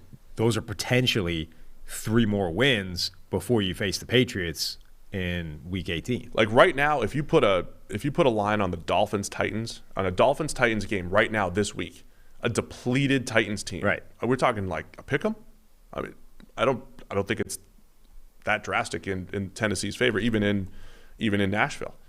Are you going to do that? Well, I'm going to check the power rankings and see where that would rank they are. them on a neutral field. So right now we have Tennessee as our 9th team in the power rankings and Miami all the way down in 23rd, but the difference in points is reasonably close. It's 3 and a bit, 3.5. Yeah, I think it might end up being a 3-point spread, but that bakes in all the Right. priors of Tennessee in Titans particular. have Derrick Henry, and they have some Julio Jones and some A.J. Brown and all that. I'm just saying right now, Tennessee, like you said, Tennessee's reeling. We still have a few weeks, though, for those guys to get But they could easily be on an 8-game win streak by the time they face the Patriots in Week 18. For sure. With playoff potentially implications. a lot on the line. All of that. Yes, so 6-7, Dolphins. Rolling. Nobody wants to play those Dolphins. Nobody. In January. Nobody wants to play the Philadelphia Eagles. They're back. They're back every other week. The Eagles are back. Minshew. Gardner Minshew gets the start. The Eagles win 33-18 over the New York Jets. Minshew goes 20 for 25 for 242 and 2 touchdowns. A couple big passes up the seam to Dallas Goedert. Goedert had 105 of those passing yards and 2 touchdowns. And even without Jalen Hurts, the ground game was pretty good once again for the Eagles with Miles Sanders, Kenneth Gainwell running the ball pretty well. and the Jets' defense continues to be bad. Not just bad. No, bad doesn't describe what this is. The Jets' defense was hilarious. Minshew was just throwing up these prayers into the middle of the field in the general direction of Dallas Goedert. It was not a prayer. It was the amount of time. It was an accurate pass. Of course it was an accurate pass, but it was hanging in the air for about a fortnight. Like any other defense in the league, that is just it's a contested catch. If you're measuring passes by a fortnight, come on. That's precisely my point. If you're measuring passes by a fortnight, the pass is not particularly well thrown. And against a defense that has a greater capacity than the New York Jets, it is not going to be a phenomenal pass. Gardner Minshew had multiple of those throws where he just put it up there and waited for an extended period of time for the ball to get to where Dallas Goedert was running with nobody anywhere near him. And the Jets' defense just let it happen. It's amazing how bad they were. Yeah, they're not great. On the bright side, Zach Wilson looked a lot better. He threw some in-rhythm throws. They were accurate, right? It was good. He also missed a wide-open touchdown. Yeah, I know. But then he came back, I think it was the next play. Yes. And he hit the wide-open touchdown. So he's 50-50 if you give him a wide-open touchdown target. Yes. He's going to hit it at least half the time. Yes. Outstanding. That's exactly what you want from your number 2 overall pick. The expectations are a little bit lower, apparently, for Zach Wilson right now. All I'm saying is he got rid of the ball a lot quicker again. He had some baby steps here. He had some in-rhythm throws. Yeah, he had a couple turnover-worthy plays in there again. I get it. But it was a better start for Zach Wilson.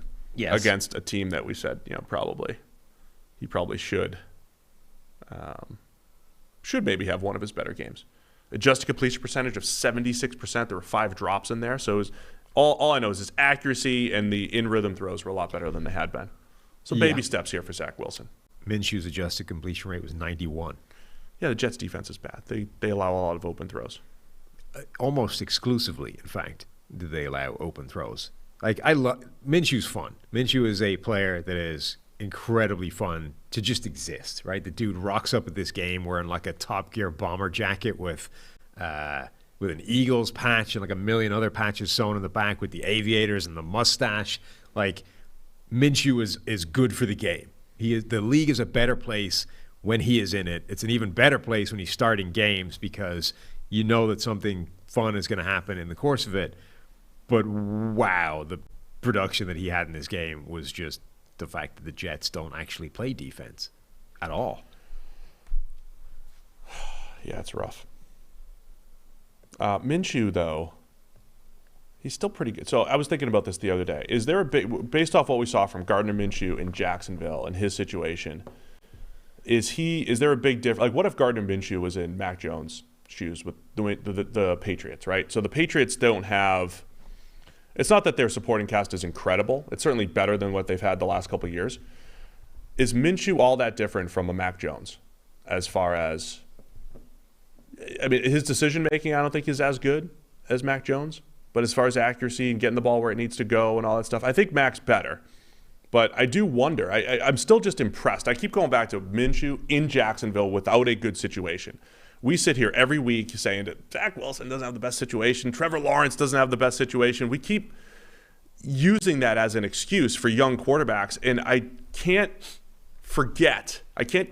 stop forgetting that Minshew made the Jaguars offense look reasonable without anybody around him. So I think the issue with this game tonight, Monday Night Football, is going to be fascinating, by the way, because the weather is supposed to be all kinds of crappy, and we're going to get, like, this is your dream. We're going to get a real case study. What's the weather report? Oh, it's supposed to be pretty bad. Let me look it up. We're going to get a real case study in just how important, like, arm strength is. Yeah, but what's Mac's hand size? I don't know what his hand size is, but I know that his arm is not what Josh Allen's is. I see Cincinnati. We're going to have a lot of rain here today. Yeah, that's not that important when the game is not being held here. Well, it matters that I might, when I'm trying to get to my car, I might need an umbrella. Okay. Buffalo. Yeah. Rain expected around 9. Oh, that's 9 a.m. Hourly.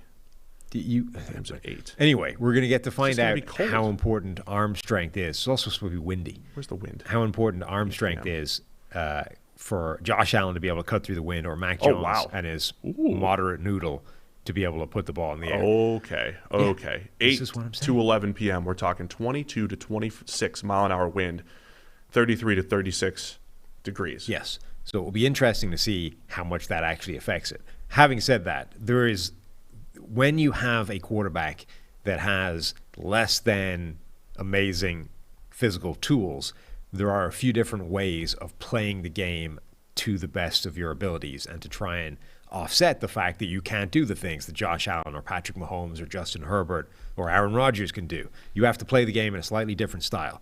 And Mac Jones has shown so far this season that can take you a long way. And he understands his limitations, and his answer to that is to just be hyper efficient, not throw uncatchable footballs, to be really accurate, to get the ball where it's supposed to be on time almost every single play, and just rely on the fact that you're as efficient as you're going to be. Minshew is the type of player who skews to the more Ryan Fitzpatrick end of the spectrum, which is to say, I am not capable of being hyper efficient. So what I need to do is rely on other people making some plays. And sure, I'm going to make some as well. My job is to extend plays and just find a window to be able to get the ball in the air and let receivers make a play. But the problem with that is it's hyper variance. And you're going to get a bunch of games where it works out. And Minshew or Ryan Fitzpatrick or Taylor Heineke, those guys look great. You're like, yeah, this is perfect. So he's more on that spectrum. But then you're going to get a bunch of games where it goes bad for a while.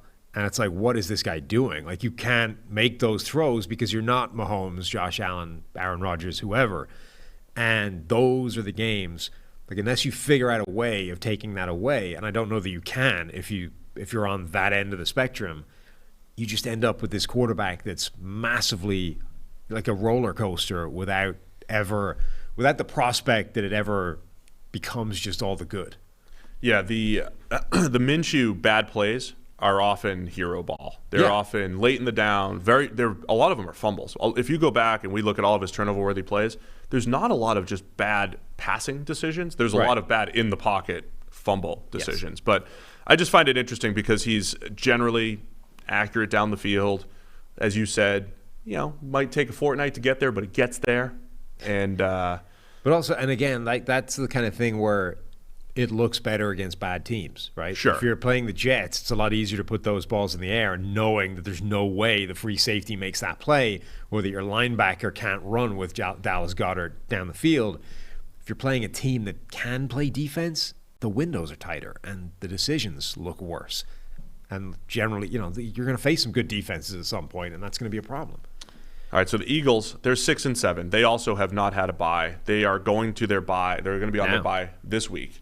Now, the Eagles finish the season only playing NFC East teams. They will play Washington, the Giants, Washington once again, and then the Cowboys. Eagles 6-7, # in the hunt, and have a chance to do some damage in the division, though last week's loss is looming.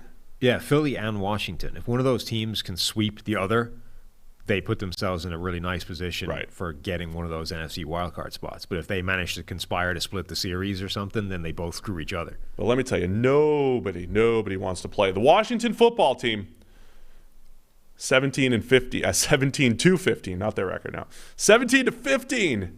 They beat the Las Vegas Raiders with a game-winning field goal. Taylor Heineke does it again. Now, the football team does it again. The defense is playing better. Limiting the big plays from the Raiders, and Raiders offense struggling in recent weeks here. The Super Bowl pick is still alive. It really is. Taylor Heineke. Football team 6-6 now. Fourth straight win? Yeah, they started 2-6. I was saying that, look, I think they're probably going to make the playoffs, and they don't even need to beat Dallas to make it happen. Obviously they do, huge, but they can lose to Dallas and still make the playoffs. Did you have them originally beating the Raiders in the simulation? I don't know. Oh, I can probably. Because you might have to rerun that. Well, no, I'm pretty sure I did. I wouldn't have had them drop in that game and still. I had them win in this game, so we're good. Okay. Because Washington, again, they've got. Do they have all? Yeah, it's all division games for them as well. What a weird schedule. So they have Dallas twice, Philadelphia twice, and the Giants last game of the season. What a weird schedule. They have to do Dallas, Philly. I think if over they these next few weeks. if they split the series with both Dallas and Philadelphia, they make the playoffs. Yeah. With 8 wins? Well, 9 and 8. If they beat The Yeah, Giants. 9 and 8. 9 and 8 get you there, I think. Yeah. In the NFC. They would make in those the simulation last spots or in, two. in the singular simulation. They made the playoffs at the 7th seed at 9 and 8. Naturally. Yeah. Yeah. Now the simulation is clearly wrong because the Minnesota Vikings made it with the 6th seed. You got to do it. You got to redo it this week. Well, let's flip. You're We're going to do that keep- right now. Let's flip it to the. There you go. Now they jump. Now Washington jumps up to the 6th seed. Yeah, I mean they're in the hunt, man. If they're in the hunt. But another game. I mean, I checked the time of possession is just a stupid stat, but it did feel like Washington controlled the ball again for they just have these long drives.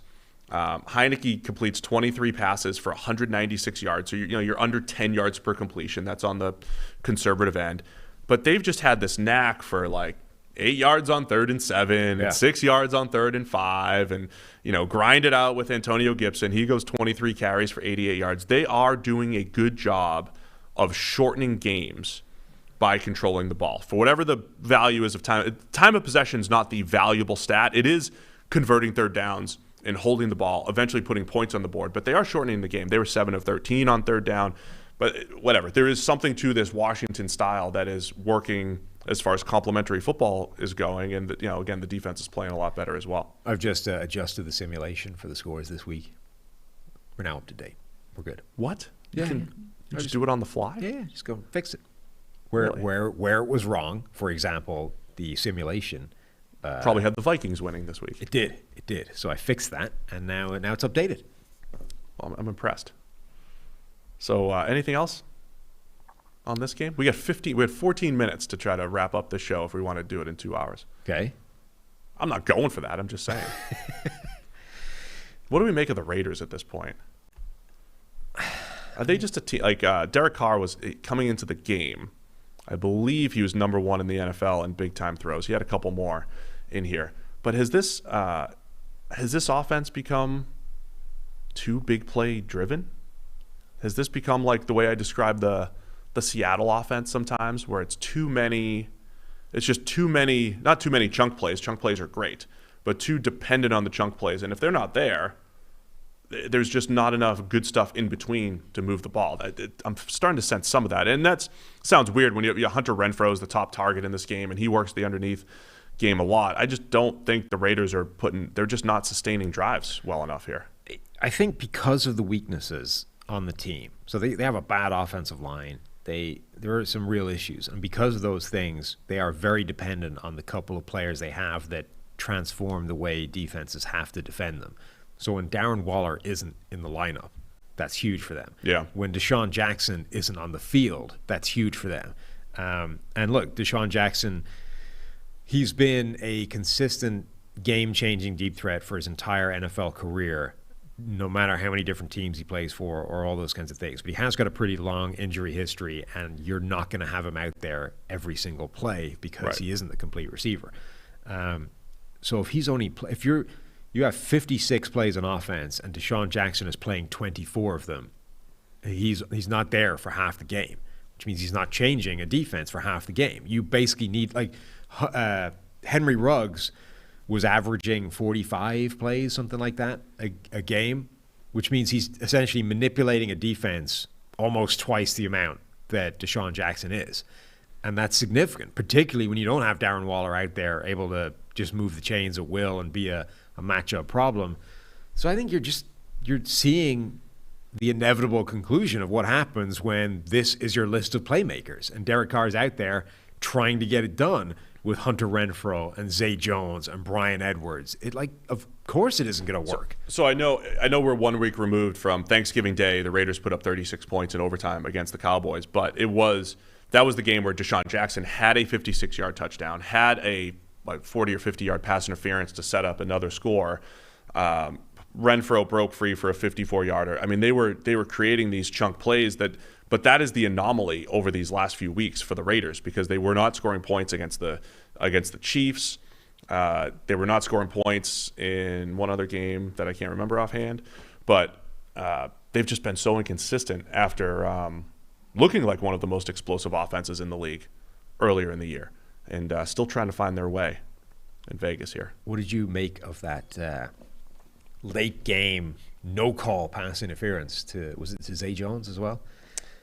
Yeah, would have probably changed the game outcome. Yeah, there was a similar one. I don't know what your thoughts are as a former defensive back. There was a similar one a couple weeks ago where it looks like hand fighting until you get the replay and you have the corner has a full fist of jersey. So I was surprised. A full fist of jersey, to me, goes slightly beyond hand fighting. I was surprised that this wasn't called.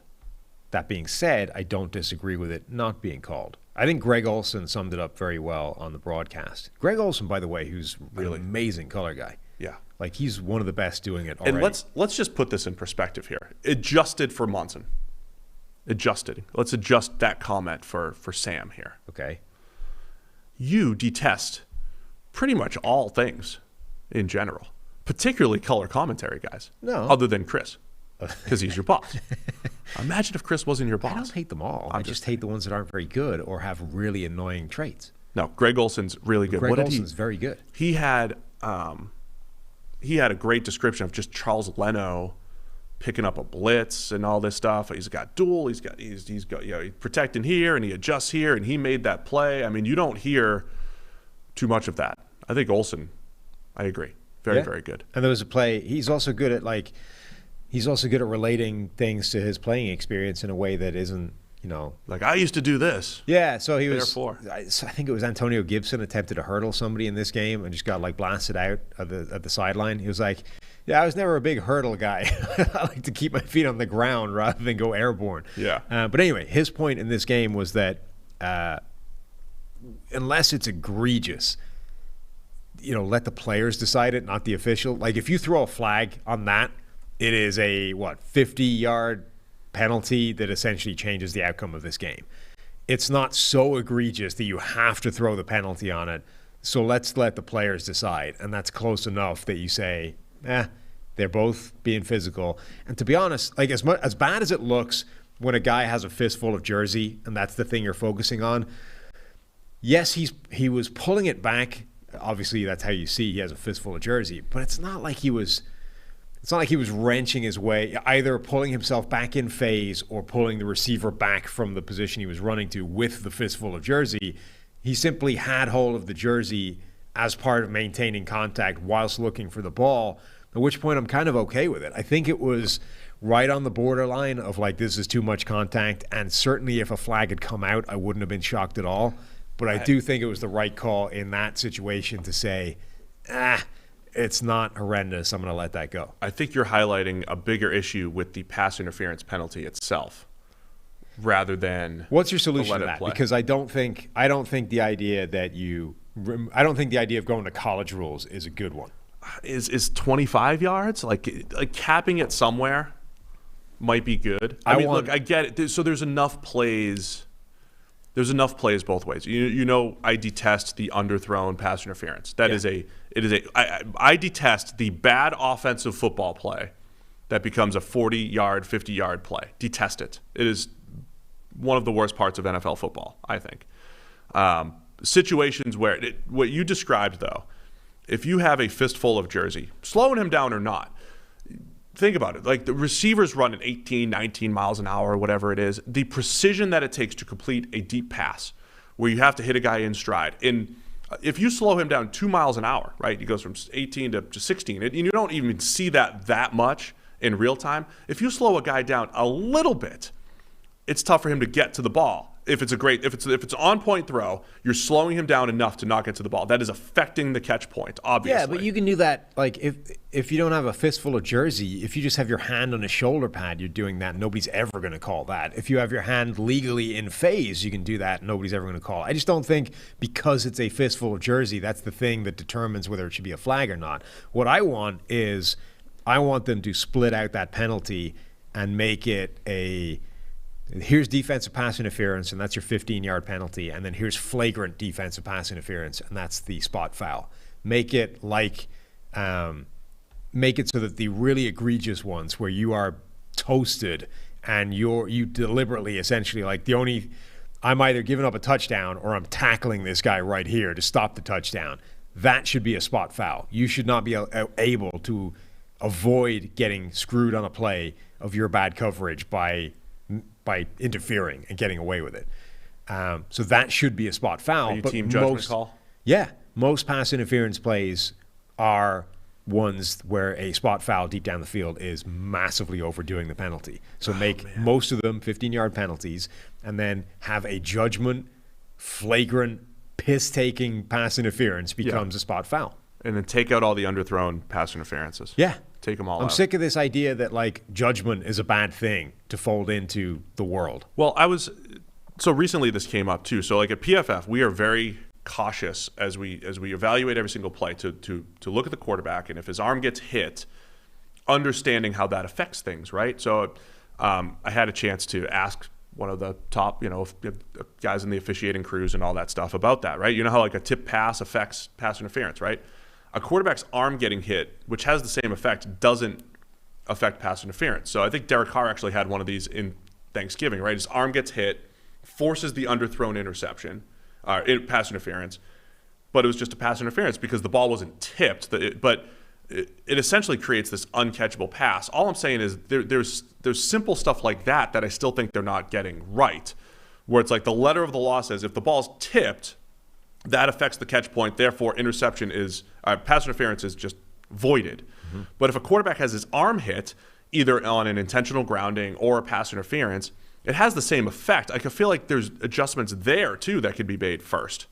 But that's not even in the rule book yet. That could be adjusted, and then, maybe I could lean judgment call on the pass interference. But, man, when they started doing reviews of pass interferences, that was a disaster.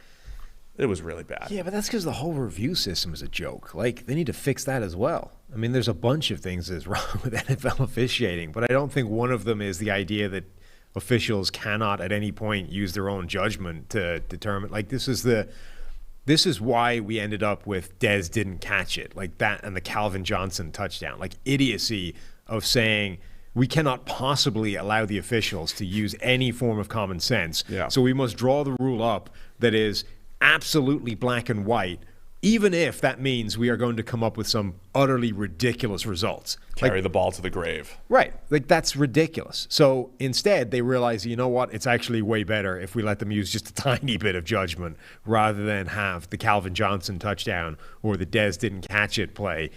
That's better. So just do the same thing. Yes, officials will screw up some flagrant pass interference calls. On the other hand, they're already screwing them up because every play right now is effectively a flagrant pass interference play. So who cares? It's still better. Raiders might be in trouble here. So they fall. Was it 6-6 now?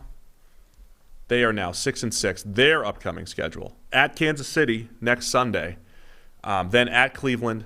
They got the Denver Broncos at home, at Indianapolis, and then the Chargers. So all winnable games, all losable games for the Raiders. That's the nature of being 6-6. So it's going to be it's going to be tough.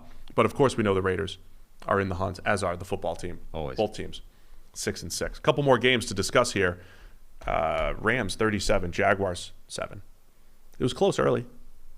Yeah. It was close early on. Matthew Stafford get right game, goes 26 of 38 for 295, 3 touchdowns. Cooper Kupp continues to get wide open, 8 catches for 129 and a score. And the Rams offense looked a lot better against a bad Jaguars defense. Against who? A bad Jaguars defense. How do we pronounce the Jaguars? Jaguars? Jaguars? You could go to the Twitter account for another. We both got this right. Hey, look, we took the Rams. Another Rosetta Stone moment. Yeah, like this is this game, right? It was a 13-point spread, and we're both like, yeah, absolutely, the Rams are covering that. The Jags suck. That's basically what we saw. Laquan Treadwell, 4 catches for 62 yards to I mean, if that doesn't say to lead tell the the Jags. story. Yeah, I mean, maybe he's breaking out at this point. Stop. In his career. Could he be a breakout player? No. Yeah. Jags need playmakers. Yeah. All offseason playmakers. Yeah. Urban's going to turn around and say we need more running backs. But playmakers. They're going to get their first-rounder back, so that'll be a big. Big thing. Yeah, that's true. Travis Etienne. I'm going to go with Etienne. E-T-N. He goes with like a third. Anything else to discuss here in this Rams game? They're a better football team. Odell Beckham found the end zone. That was a nice little fade route. And looked, By the way, Stafford overthrew him. Could have had a first touchdown. Overthrew him on a little cover 2 shot in the end zone the first time around. Even in this one, Stafford's stats, great and all that stuff. It kind of highlighted. I mean, if you're really watching this thing, his accuracy has not been good this year. We track the ball location stuff and everything, and he's had a ton of open throws. It's what the Rams offense has done a great job of. His accuracy has been horrible. And even in this one, when he had open receivers, it's still like wrong shoulder stuff and missing a few more open throws. I don't want to nitpick Stafford. He was good overall in this game, and he still has some other great throws that are just incredible. But the throw-for-throw accuracy from Stafford and from Mahomes and from Lamar Jackson this year, just a couple of guys to highlight, it's just been off. And I think that's part of the reason why Stafford had struggles in recent weeks, by the way. Yeah, I mean, I don't. That's been an issue all the way through the season, and that's not necessarily that surprising. I don't think you can take anything from the offense from the Rams here. Like, this was Jacksonville. This is what they were supposed to do. It was almost inevitable that they would roll and absolutely wreck the Jacksonville defense. Their receivers, okay, they were fine. They were able to get enough done against this kind of defense. We still don't know how that will function against teams that can actually defend. This was one of the best games that we've seen from Aaron Donald for a long time, which I think was probably game for Aaron Donald. Probably significant. He had a bunch of pressure. He also had a forced fumble where he just ripped it right out. That's huge. I mean, this whole strategy relies on the sort of 4 big players that the Rams have all playing really well, and if they don't, the whole thing collapses. So getting the best game Aaron Donald has had for a long time is significant. Again, kind of a shame that it happened against Jacksonville as opposed to a team you need to beat, but that's what this team needs to do. Dominant game for Aaron Donald. In the grading, he was fantastic. Jaguars defense is going to grade at about 37. Speaking of grades, by the way, it's not exactly breaking news, but within the last hour, we have seen the first games go up to Premium Stats 2.0. And we still have a deal for everybody. It's called Cyber40. So the promo code Cyber40, should have mentioned this earlier, 40% off any PFF subscription. If you're listening today on December 6th, on Monday, I believe this is the last day, like the real last day for Cyber40. So go check it out right now. You don't even have to tell them that Steve and Sam sent you. But you should tell everybody that Steve and Sam sent you to, we've got like a quick survey if you want to answer a couple questions. They're looking for just some general feedback. If you could email contact@pff.com and answer a couple questions for us. What PFF feature do you love most, and what do you want most from PFF? We're trying to get all sorts of feedback from our listeners and from our just general users because we're just trying to make things better at PFF. So which feature do you love the most? What do you want the most from PFF going forward? So that's contact@pff.com. That's not going to us. It's going to our team. Yeah, I mean, it's trying to make the product as good as we can get it. So whatever it is that you use the most on the website, whatever tool it is that you like the best, let us know what that is. And then if there's something that you really want or something that you want us to plow resources into in terms of tools or features, absolutely tell us that as well. So tell them which podcast sent you so they could put your ideas into the wish list for 2022. And again, while you're there, Cyber40 is the promo code. 40% off any PFF subscription right now. I don't think we do this deal. I don't think we do 40% off throughout the year, and this is the last day for it. So go check it out right now, pff.com. 2 more games to discuss here. Anything else on that? Rams get right. They've got a tough schedule down the stretch. Go. San Francisco and the Seattle Seahawks. Seattle wins 30-23. They hold off. Was a 4th and 2 play or fourth and whatever.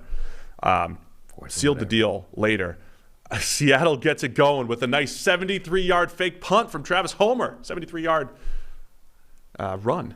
Yeah, on the punt. That was a great way to kick things off. You don't see that too often. The fake punt that actually scores. 73 yards out.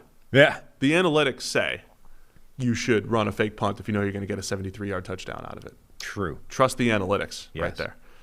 Amazing stat here. Russell Wilson gets sacked 4 times for negative 50 yards because he did kind of scrambled backwards, fumbled one time. They recovered 50 yards lost on sacks, but he was 30 of 37 otherwise. I've never seen a Russell Wilson stat line, I don't think, like this. 30 completions for 231. A lot of screen game, a lot of underneath stuff from the Seahawks offense. And the rushing numbers, if you take out the 73-yarder that was on a punt, the rushing numbers aren't great either as they tried to get Adrian Peterson into the mix. Freshly signed this week for the Seahawks. What do you think of this game? Adrian Peterson ties Jim Brown for all-time touchdowns. They were desperately trying to get him a second one as well to overtake Jim Brown. But yeah, like Adrian Peterson had more rushing yards after contact than he had rushing yards, period. Yikes. So this was not a tremendously successful ground game for Seattle. And you're right, like Russell Wilson averaged 6.2 yards per attempt, less than 8 yards per target, for average depth of target. It was almost all underneath stuff. I don't understand why they're not why they're not making a more concerted effort at targeting DK Metcalf. Like, one nice bomb, great, misses on another one. Like, you just have to keep going back to that well. Like, DK Metcalf is too good to not lean on that a ton. And I know he had 8 targets in this game, which is significantly more than he's had for a lot of games this season. But this is kind of like the Pittsburgh Steelers, right? Like, your best chance of these games, and I know they won, so it's not like you can criticize it too hard. Yeah. But your best chance of this game in these games is Tyler Lockett and DK Metcalf. These are your 2 best players on offense outside of Russell Wilson, who is the guy that's going to get them the ball.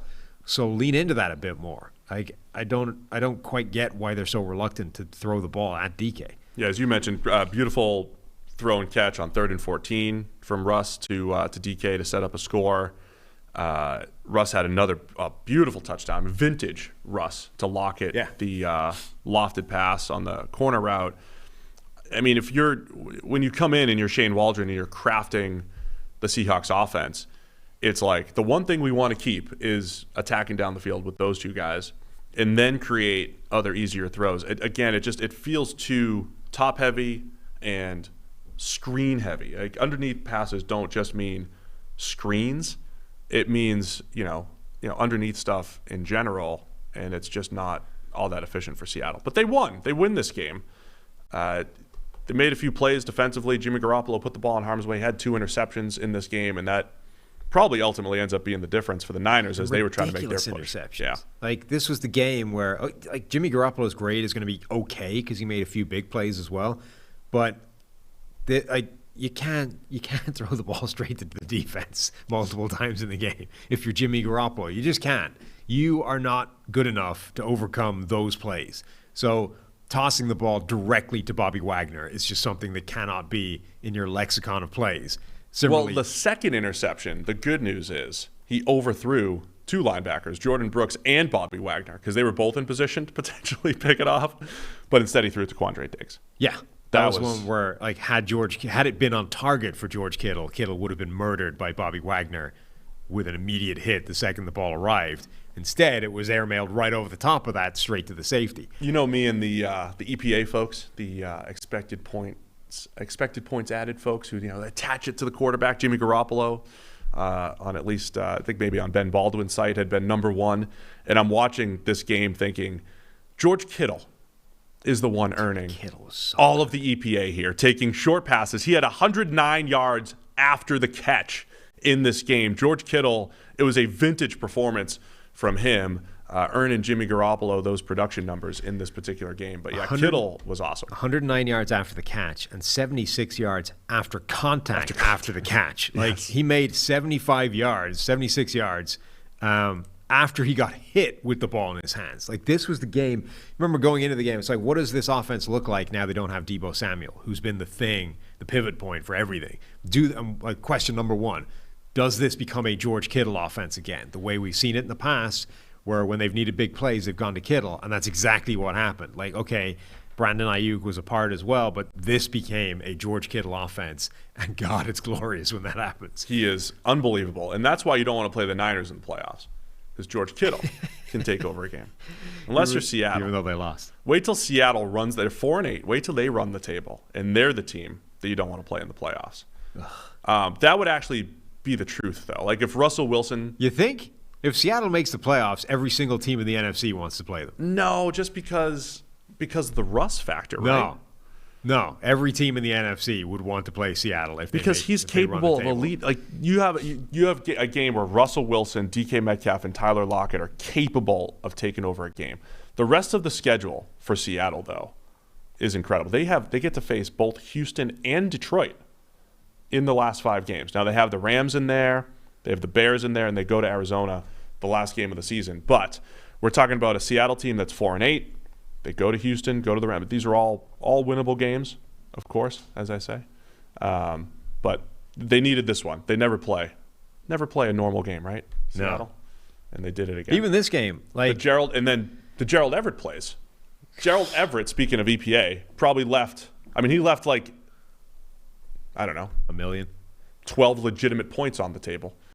Yeah, I mean, he dropped a touchdown, which turned into an interception. So that's immediately a 6-point swing at a very minimum. He was wide open on a crosser. Russell Wilson puts it right on the front number, and he just kind of like, instead of running and catching it and I mean, it was running into the end zone, he just serves it up to the defense. It was as bad as the Jamar Chase play, where it's literally the difference between a touchdown and an interception. He then had another one late on where he fumbled it. Like, now, was that 4th down though?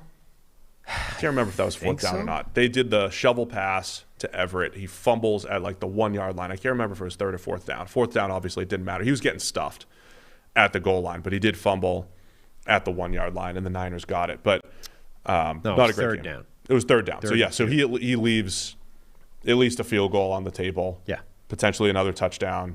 Gives a touchdown to the Niners. So that's why, all that said, like Seattle, it depends on how you look at it, right? They got a 73-yard freak punt return. They also, threw a touchdown and turned it into an interception for Russell Wilson. Yeah, there was a lot of freaky plays in this game.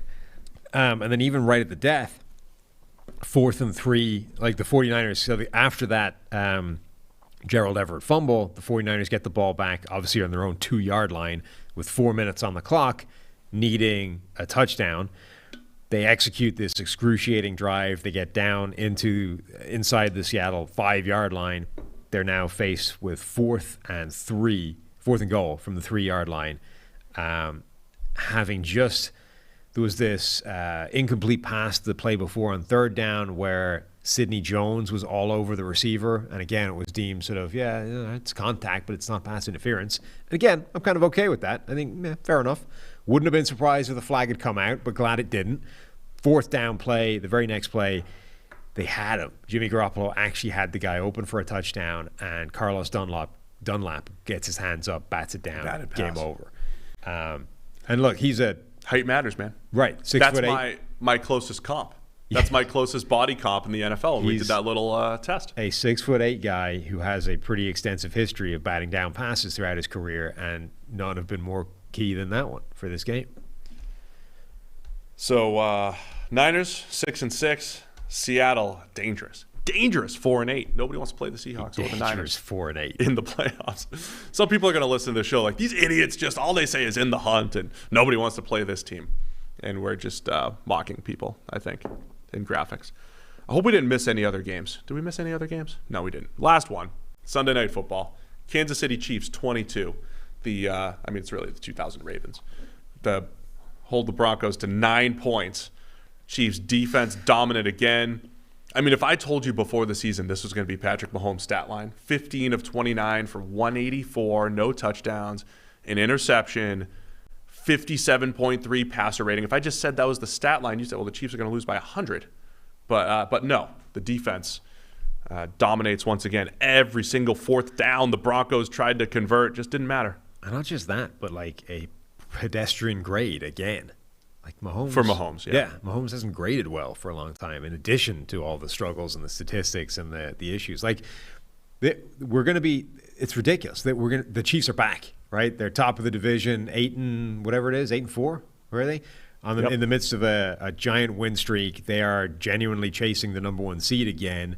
All is well in Kansas City, and yet if it wasn't for the fact that their defense was playing insanely well in the last few weeks – they scored 19 against Dallas. Okay, they beat up on the Raiders, who just didn't run the game plan that everybody else has been running.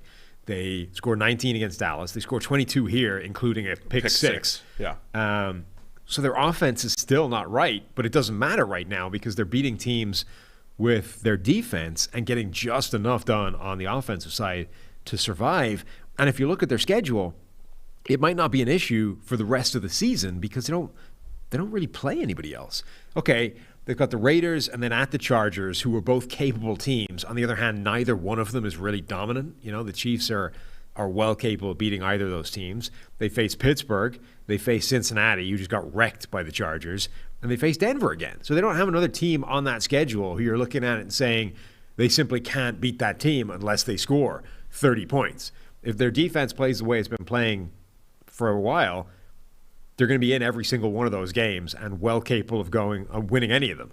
Now, okay, maybe they'll drop a couple, but like you look at where they're going to be, they're going to make the playoffs. They're probably going to make it with a healthy enough seeding. I doubt they make the number 1 overall seed, but it wouldn't shock me.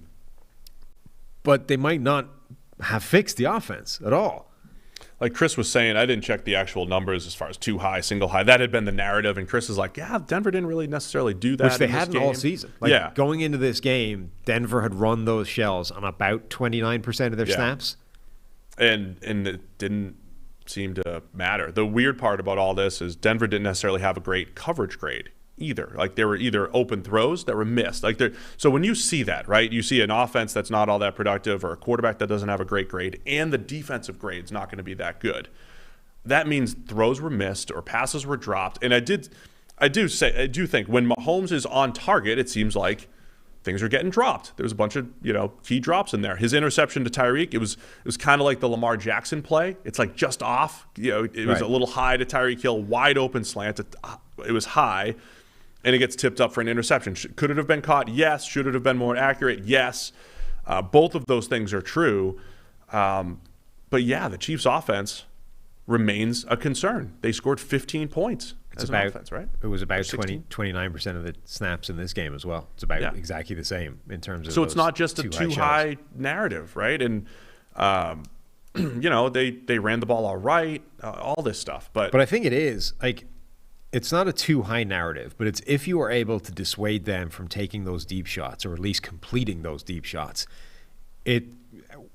how you're doing it is almost besides the point. If you can force them to playing a patient, conservative, underneath style of offense, that's where the problems show up, right? Because they're not efficient enough anymore to do that. Like the first drive they executed a perfect sort of 10-play.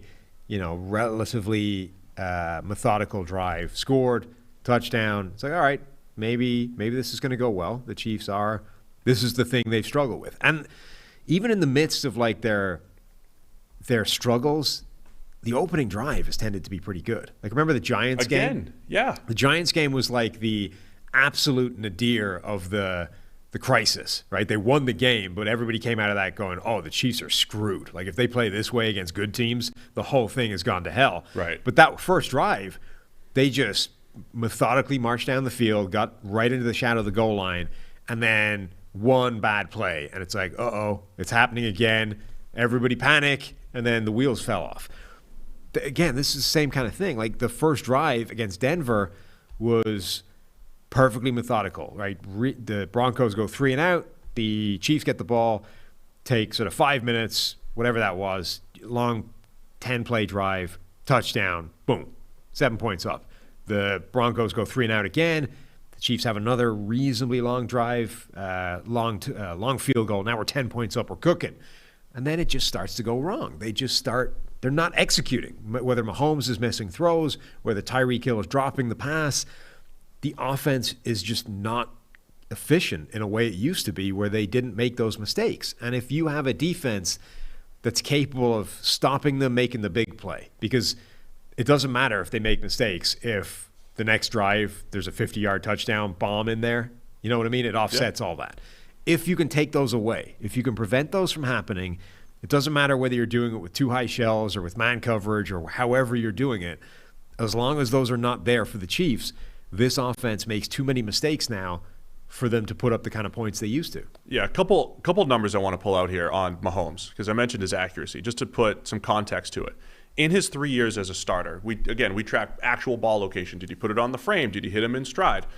All accurate throws that are either frame or in stride, the ones that we consider accurate. He's been over 60% in his first 3 years as a starter. Anything over 60% is going to be top 10-ish, best in the league, right? Among the best quarterbacks in the league. 61%, 62%, and then 61% his first 3 years. This year he's down to 54%. Now, even if you just take open throws, open throw accuracy percentages are going to be, high 60s for Mahomes, 63, 66, 68 last year. That's even down under 60%, down to 59% accuracy percentage on open throws for Mahomes this year, which also that means, again, it's not necessarily catchable versus uncatchable. He's throwing a lot of passes that are catchable but inaccurate.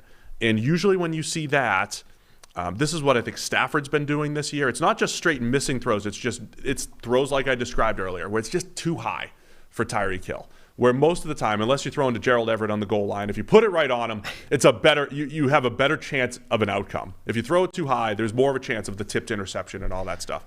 Something is off with Mahomes from an accuracy standpoint, from all of this stuff.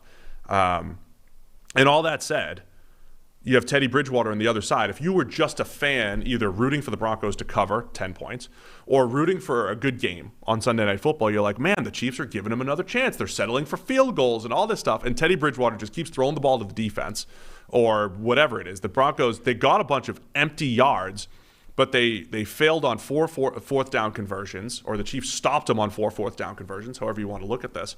But the Chiefs' defense continues to make big plays, and I think Teddy played his worst game of the season. Yeah. Combined with it. At one point, the Broncos had a 20-play drive and didn't score at the end of it.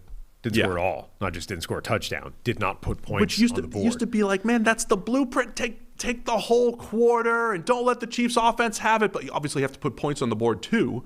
And that, well, they didn't. They didn't do that. Now you're almost as well just giving the Chiefs the ball and saying, we're not concerned anymore if you have the. You're probably going to fumble and give us better field position or throw a weird interception. It is worth making the point that in this game, it seemed windy as hell. And I would imagine the wind played a decent part in the performance of both passing games. You're absolutely right. So Mahomes had an average depth of target of like 5.6. Like 75% of his yards came after the catch, and it was very windy, and there's a lot of passes that look slightly off that may not have been had the wind not been a factor. So look, the Mahomes analysis that you gave, I think all still holds because this is not a one-game thing. But in this particular game, where both quarterbacks kind of played like crap, neither one of them was particularly accurate, neither one of them seemed capable of delivering a pass tremendously well, the wind was probably an issue. I did want to check that because we were making the comparison to tonight's Patriots-Bills game. It was 15 miles an hour at game time, 15-mile-an-hour winds. Now, again, weather can change. Right, and on the sideline, they were saying, it was gusting to 30 and on all these kinds of things. So that's just some perspective. If it was 30 miles an hour, if it was 25, that absolutely affects the pass game. It will potentially be a factor in this Bills-Patriots game tonight.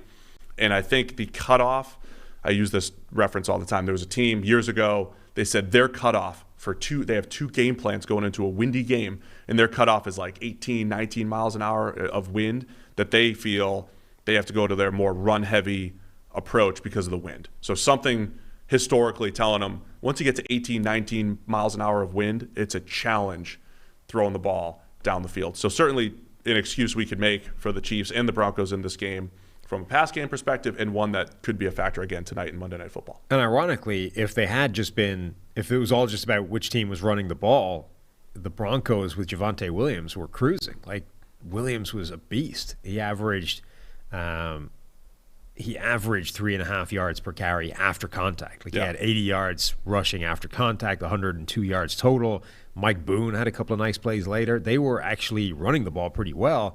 They just almost couldn't complete a pass at all, except to Daniel Sorensen. Yeah, he was fantastic. I mean, there was the fourth down play that Sorensen picks off and takes 75 yards for a return touchdown. But Teddy tried to tackle him this time. Teddy did throw a shoulder into Daniel Sorensen. Bounced off of him. Yeah. What's worse? I mean, they're both pretty bad. So just 2 weeks ago, 3 weeks ago, whatever it was, Teddy Bridgewater said, no thanks, trying to tackle Darius Slay. I maintain the worst part of that was that he moved himself into position to then go, no, I'm not interested. If he just stood there like Brady and watched it. He knows his skill set. He'd have been fine. He knows his limitations. Then, his coach comes out and says, yeah, well, it would have been nice if a quarterback had actually given a crap and thrown his way into the tackle. Now he does, and he just bounces right off. So now on this one, you could just see him thinking, like, not this time. Not this time. I'm going to make the tackle this time. And he throws a shoulder at little Daniel Sorensen and just bounces off, who keeps trucking for 75 yards. You got to wrap. You got to use the arms.